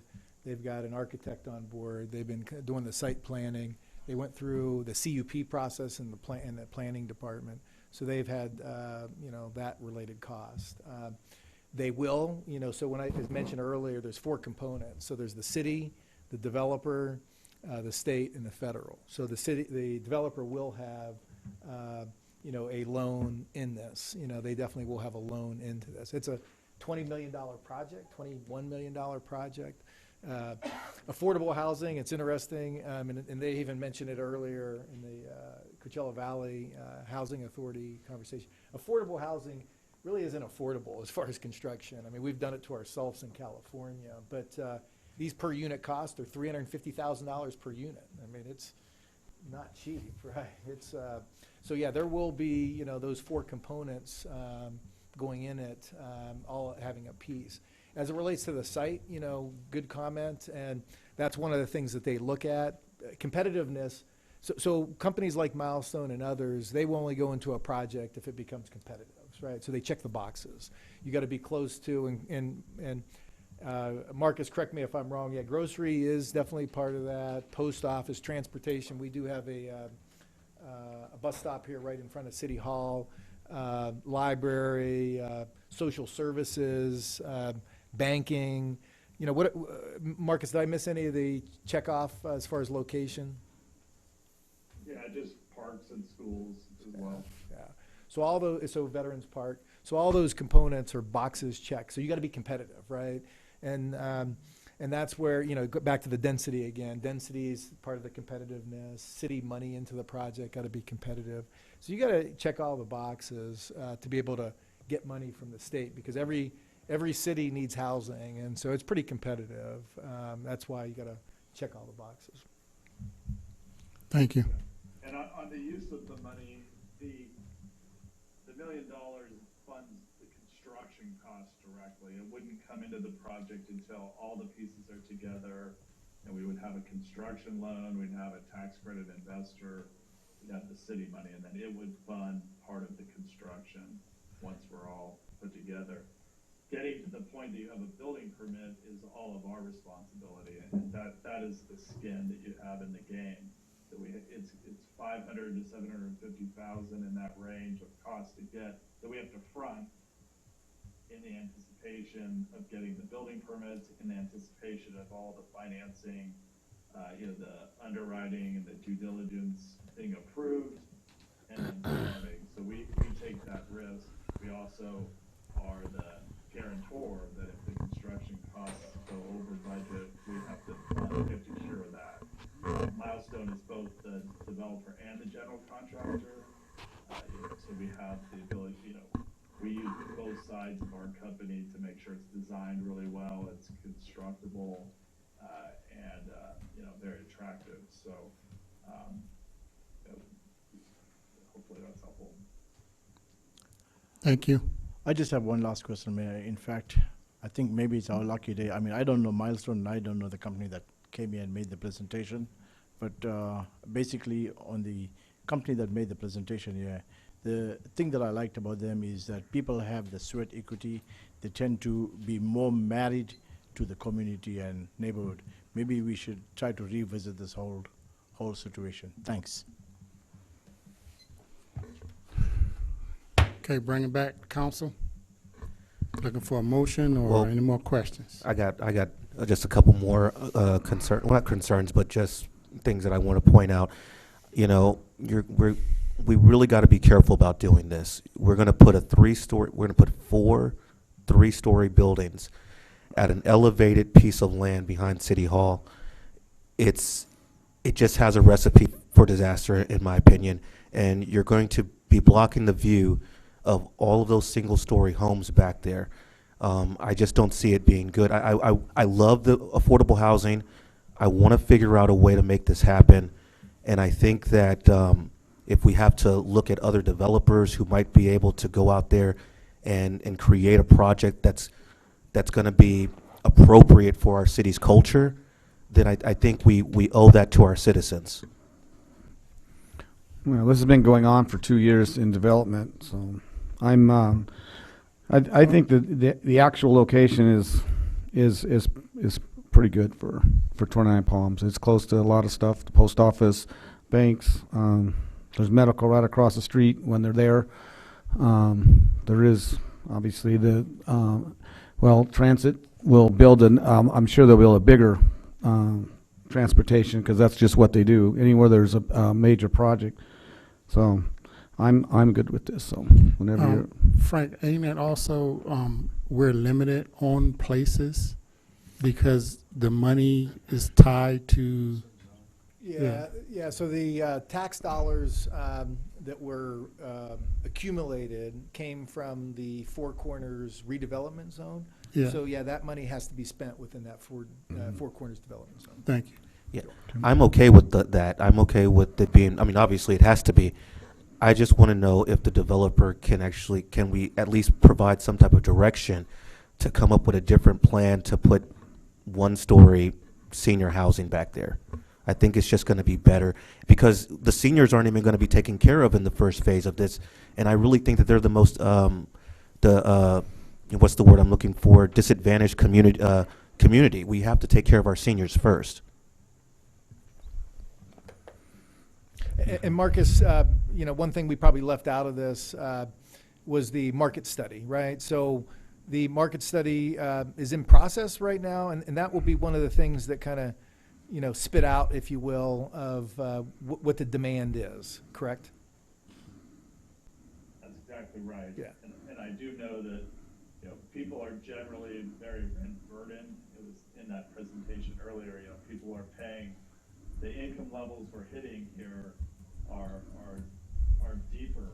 And so people paying market rent, if there even is apartments there available, they're paying way more than 30% of their income. And so that's what we're trying to do here. We're also providing affordability, for a minimum of 55 years. That's the restriction. So you get you get multiple family households in there over time, benefiting. So to summarize that, that will dictate, back to that 30% of AMI, right? I mean, we're making an educated guess, if you will, of, some percentages of the units will be 30, some of the units should be 60%. But the market study, by way of example to the rent burden, maybe more of our community needs the 30%. So maybe of the 60, maybe it's 50 of the 60 units or whatever, right? So that market study will be able to kind of get us what the demand is. We got to be very careful with those market studies. Exactly. If the higher ones didn't show enough spread to the market, if they weren't creating affordability, then you wouldn't include that in your plan. And so we are doing the market study. We have to have this all approved we have a July 12th deadline to fund for the state money. So everything is tied to that. Sure. We need to. Are you ready for motion? Yes. I'll make the motion to approve the option to purchase real property with Milestone Housing for furtherance of the affordable housing project behind City Hall. The city will be selling the land and committing $1 million of housing fund for the project. Second. Roll call? Councilmember Scott? No. Councilmember Mintz? Yes. Councilmember Klink? Yes. Mayor Pro Tem Bildering? Aye. Mayor Wright? Aye. Approved 4-1. Thank you. Number 15, reserve policy. Thank you, Mr. Mayor, members of the council. Our finance director will be giving this presentation. And kept her here all night. Thank you, Frank. Remembers those 80 slides. Yes, that's what I was going to bring up. I was like, you're probably going to remember those slides, but I promise it won't be as long as that time. So just to give you a brief background, the Government Finance Officers Association, which is the leading financial organization that provides best practice guidance to government organizations in the U.S. and Canada, recommends a reserve policy to be put in place. Back in May of 2022, City Council approved a reserve policy at a threshold of 60 to 65%. While that has changed since 2018. And throughout the years, the city has maintained its a very strong financial position and has complied with the reserve policy. However, due to rising inflation and the addition of a sheriff detective, the city has experienced a significant increase in operating costs, which will reduce the reserve threshold to 55% in the current fiscal year.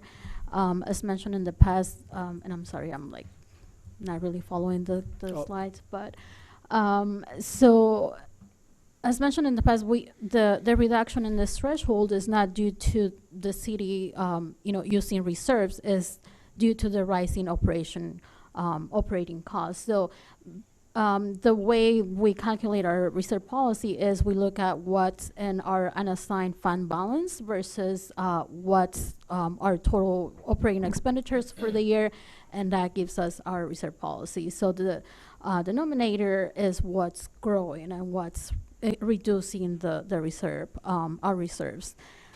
Next slide.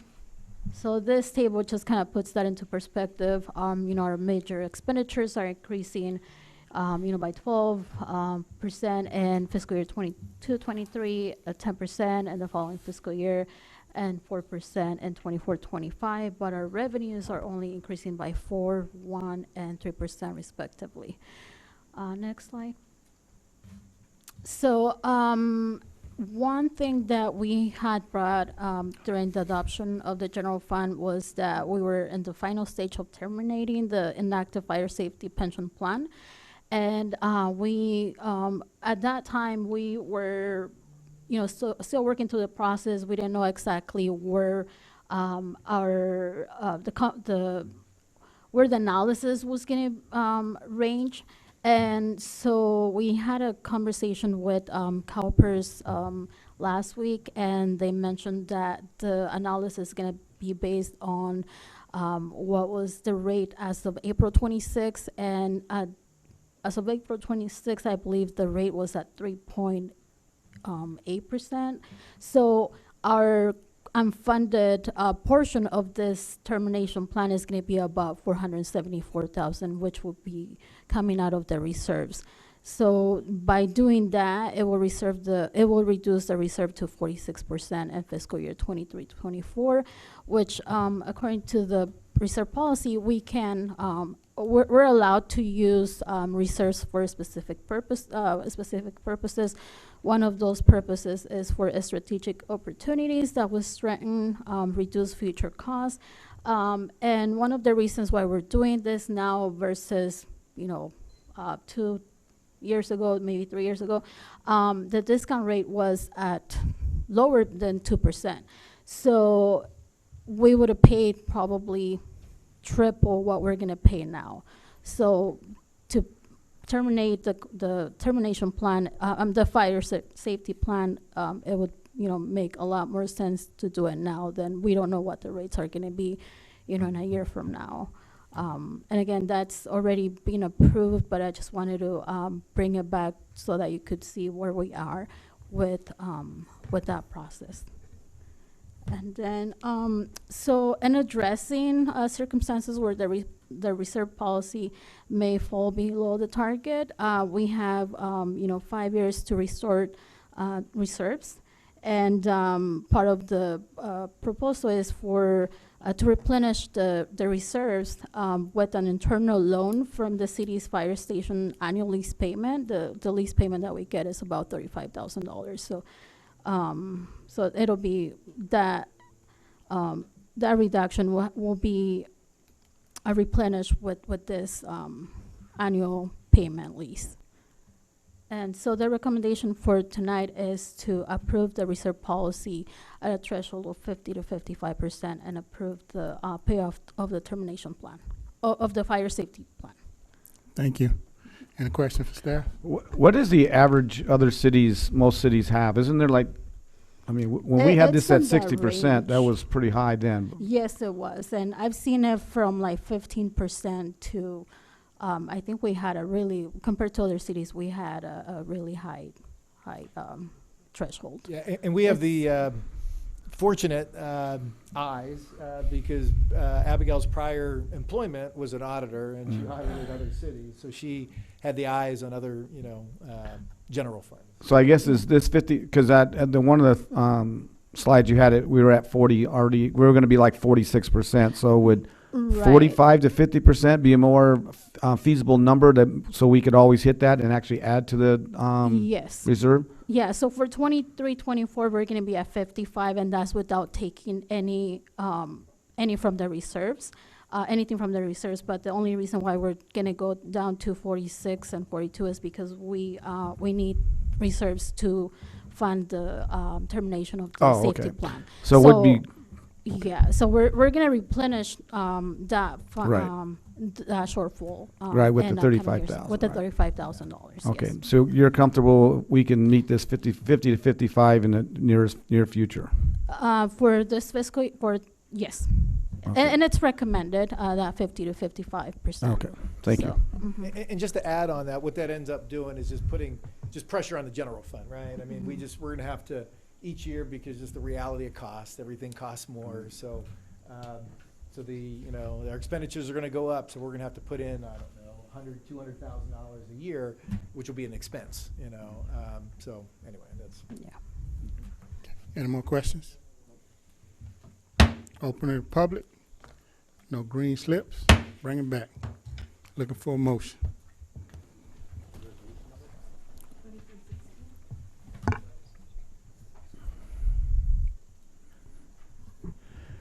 I make a motion that we approve resolution number 2316 and establishing a 50 to 55% target amount for unrestricted undesignated reserves and authorize the use of reserves in the amount of $473,853 to pay off a portion of the inactive fire safety plan in fiscal year 23-24. Second. Roll call. Councilmember Mintz? Aye. Councilmember Scott? Aye. Councilmember Klink? Aye. Mayor Pro Tem Buildering? Aye. Mayor Wright? Aye. Approved 5-0. Thank you. Okay, future city council initiated items. Anybody got one? Yes. I'd like to make a future agenda item request that the city look at moving the wastewater treatment plant from the location by Desert Knoll to the east side of town in the industrial zone. Second.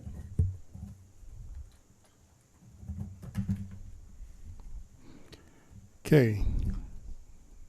And just a comment on some of these future agenda items, and I think there's one very specifically, well, two maybe. Identify the self-help construction program. So that's, we had the presentation tonight, and that's kind of moving forward. So we'll take that off the list, because that is moving forward with the next step, which would be the E&A. I'm sorry, you say you're going to take it off? We're going to be at the next city council meeting? Well, we're working, so the presentation was tonight, and we're working on the E&A. So the E&A will be in front of the council for approval, which kind of accomplishes that. So, yeah, so that's moving forward. It doesn't accomplish that. The reason I have that is so that we can purchase land. Okay. Thank you. Okay, you're welcome. Then there was one other thing I wanted to talk about real quick. I think it was the, sorry for my squinting here. I know Planning Commission, what material, commercial driveways. So this one is in process, the number 4, Planning Commission review of what materials can be used by commercial driveways. And actually, in addition to the driveways, it's the garages as well. So I think last meeting, the Planning Commission has started discussing that, ultimately working through the process to make it to the council. So that one has been, tackled and moving forward. Yeah, I brought that up, so that's fine. I know it's moving forward in the planning, so that's great. You can take that off. Okay. Yeah, please. How far have we gotten on the seasonal banners throughout the city? And that would be the military banners? Yeah, we'll report back next meeting. Kimberly Pope was talking to some higher officials on the base about that, and she hasn't gotten back to us yet. Okay. So we'll report back. Okay, public comments. This is time for the public to address the city council on issues within the jurisdiction of the city council that are not on this agenda. All comments are to be directed to the city council and shall not consist of any personal attacks. Members of the public are expected to maintain a professional, courteous decorum during their comments. There's a time limitation of 3 minutes per person. If you haven't already done so, please fill out name and address slips and give them to the city clerk. The city council is prohibited by state law from taking action or discussing items not included on this printed agenda. Public comments on specific agenda items will be deferred until consideration of the item on the agenda. And the green slips. I had a dream last night that you guys ran out of those. We did at one time. At one meeting. Joseph Cardner. Howdy, folks. Good evening, councils. Good to see you guys again. I would like to thank the Wastewater Committee for their hard work. I know it hasn't been easy to deal with so much community anger. Chairman Hargrove has done an excellent job managing the chaos, and we appreciate everyone's service. Yes, those wastewater meetings have been packed. The last one, as Councilman Bilderrain and Scott will tell you, was standing room only. And everyone there was mad as hell and determined to stop a sewage plant from being built in their neighborhood. I could have packed this meeting tonight, and we could be here for another 2 hours, but we came to the wastewater meetings so we would not waste your time expecting that the panel would report back to you what we said. But I don't really feel like they conveyed to you how upset we are. I want to appreciate Vino's honesty, even though you did not hear this tonight. He gave an estimate of $25 million lost property value. He also asked the right questions when he was on the Yucca Valley plant tour, namely, do people complain about the smell? And they do. He heard exactly the same thing I did. So if you want accurate information about the Yucca Valley plant, Vino's your man. Frank was also honest, thank you, Frank, and admitted that his daughter smelled it at the high school. So I'm not sure if this came through, but the panel heard that we will smell it and our property values will drop. The panel also heard how motivated we were to prevent this from happening. The reason everyone showed up at that last meeting was because we were told at the previous meeting that NV5 would be there to tell us how much it would cost to move the plant. But all we got was a rehash of how our neighborhood was selected. Now all those people are even angrier than they were before. And now I'm going to bring them to that next meeting. Thank you very much. I want to emphasize those people asked Councilman Scott to be there, and we're the ones who vote for him. We are also very glad to see Councilman Bilderrain there as well, because he can confirm what I'm saying. That this anger is real and shared by all of us, and if it is ignored, we're only going to get louder. If you would like to see all of this for yourself, you can watch the meeting online at facebook.com/stopthesewer. I recorded the whole thing. And since I have a few minutes, I would like to show you, this is the stink zone. This is everything within 1 mile. This is everything in this circle is going to lose property value. And occasionally, you're going to smell it. We're in the circle, where's Smart in the circle, Lucky Park is in the circle, all the Four Corners, most of downtown. This very building is in the circle. This is your proposed location for the sewage plant. And, oh, where'd my pen go? All right. I was going to point out that Time's up. A1 housing is right here. Thank you. Rita Lilly.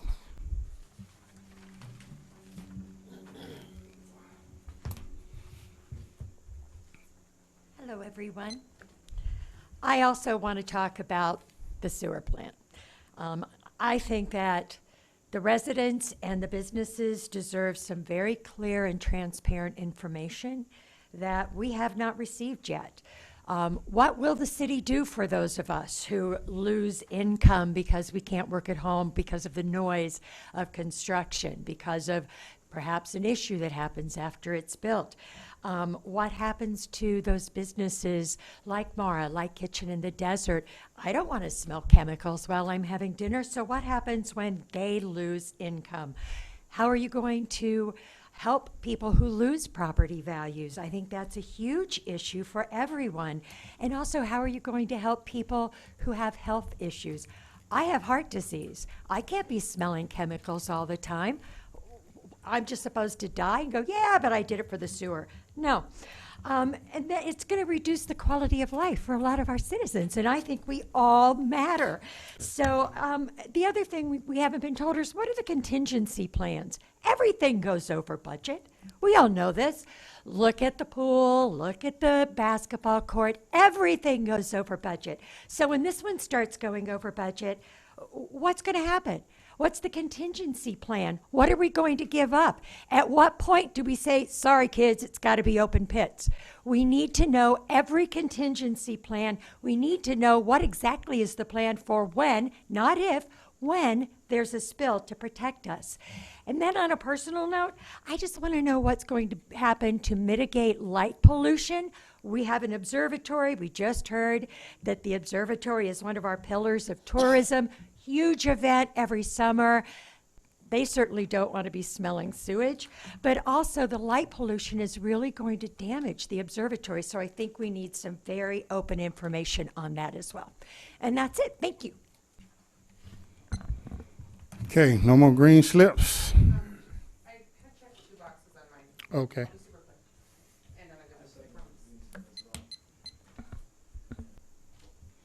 Hi guys.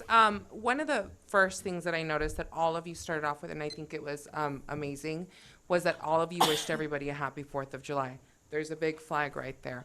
What are we actively doing as a city? And I will say this because I'm a military spouse now of almost 12 years.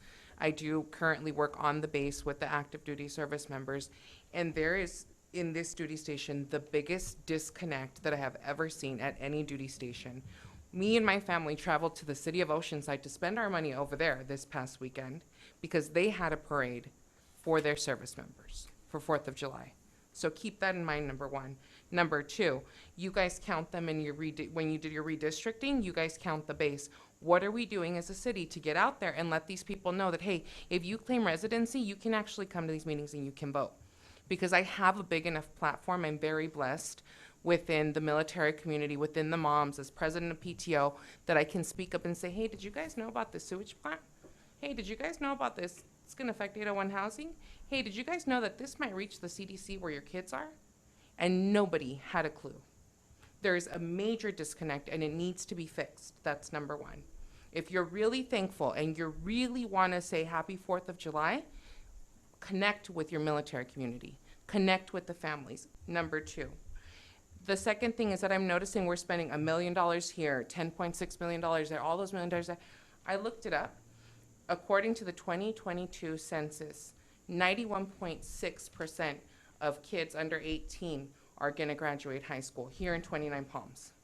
Only 21.4% of those are going to go on to get a college degree. If we can spend all these millions of dollars on a pool and a basketball court and a sewage plant, we can afford to say, here's a $5,000 scholarship for whoever wants to apply. Start thinking, if we're going to plan for the future, we need to start with our kids. Thank you. No hand claps. Thank you.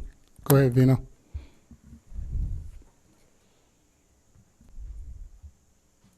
Thank you, Mayor. Mayor, Councilman, I don't want anybody to think that this is a personal attack. This is based on me coming to numerous meetings, sitting out here, not sitting in the diocese or sitting over there, being able to observe what's going on. Mayor, Councilman, please help me understand how City Hall works. Mayor, I understand, I just stand to be corrected if I'm wrong. Council members are elected by the people for the people. Is city manager hired by the council members? Who hires our finance director? My observation, coming to numerous city council meetings, I understand our present city manager makes council members' work very easy, and some have mentioned it publicly. It is obvious you trust our city manager, but trust and verification is two different things. My observation is City Hall has become complacent, not verifying a lot of items presented and just voting yes. I've observed our city manager throw tantrums when he could not get the required vote. Should our finance director be independent from the city manager, who is responsible to select and hire our finance director? The reason I bring this up is on my request for the freedom of releasing information on the Lucky Park pool, the request was intercepted by the city manager, and I was provided selective information. And the mayor and Councilman Scott Octavius was copied. From what the city manager said publicly in this chambers to the information he had personally provided raises question. This is not my first rodeo show requesting freedom of information, and the city manager has never intervened before. I am praying and hoping that this ant-heap does not become a mountain. Thank you. Okay, no more green slips. Bring it back for city manager update. I'll be brief, as I always say. So as echoed before, happy Independence Day to everyone, and we do have the event at Knott Sky Park that evening. Got several text messages tonight and emails. Has very little impact to us, but ultimately it will impact us somewhat. The legislature tonight did adopt protection of the western Joshua trees. So, you know, we're gonna have to work on that from our side of it, more so the west end of town, the Indian Cove related area that has Joshua trees. So now it's protected by the state. So there are gonna be lots of requirements to be able to move those, which ultimately will end up in development cost. But again, the impact to us is very little. Nonetheless, it'll have some impact. iCompass, I know it was brought up in the Wastewater Advisory Committee meeting. Those who, iCompass, I should explain, is our agenda management system. So more for the public, those who want to follow our meetings, just sign up for the meetings that you want to sign up for, and you'll get that email associated with the meeting so you can attend. The city has administratively updated our invocation policy to current standard. Nothing really will be changing. But we do already have a tab on our homepage for those who are interested into to doing an invocation. Just sign up on our homepage. Then finally, I think it was alluded to, or maybe I said it earlier, there will be no meetings in July. So typically in summertime, city council meetings, I'm sorry. Yeah, because I think there'll be planning commission and other meetings. So typically in summertime, we, depending on travel schedules, we go one meeting a month. This month or next month in July, travel is kind of taken up. Personal travel is kind of taken up. So we will have no meetings in July, and we'll be back on 2 for August and thereafter. So that concludes my updates. Thank you. Okay. All right, so I'm going to adjourn this meeting to August 8th.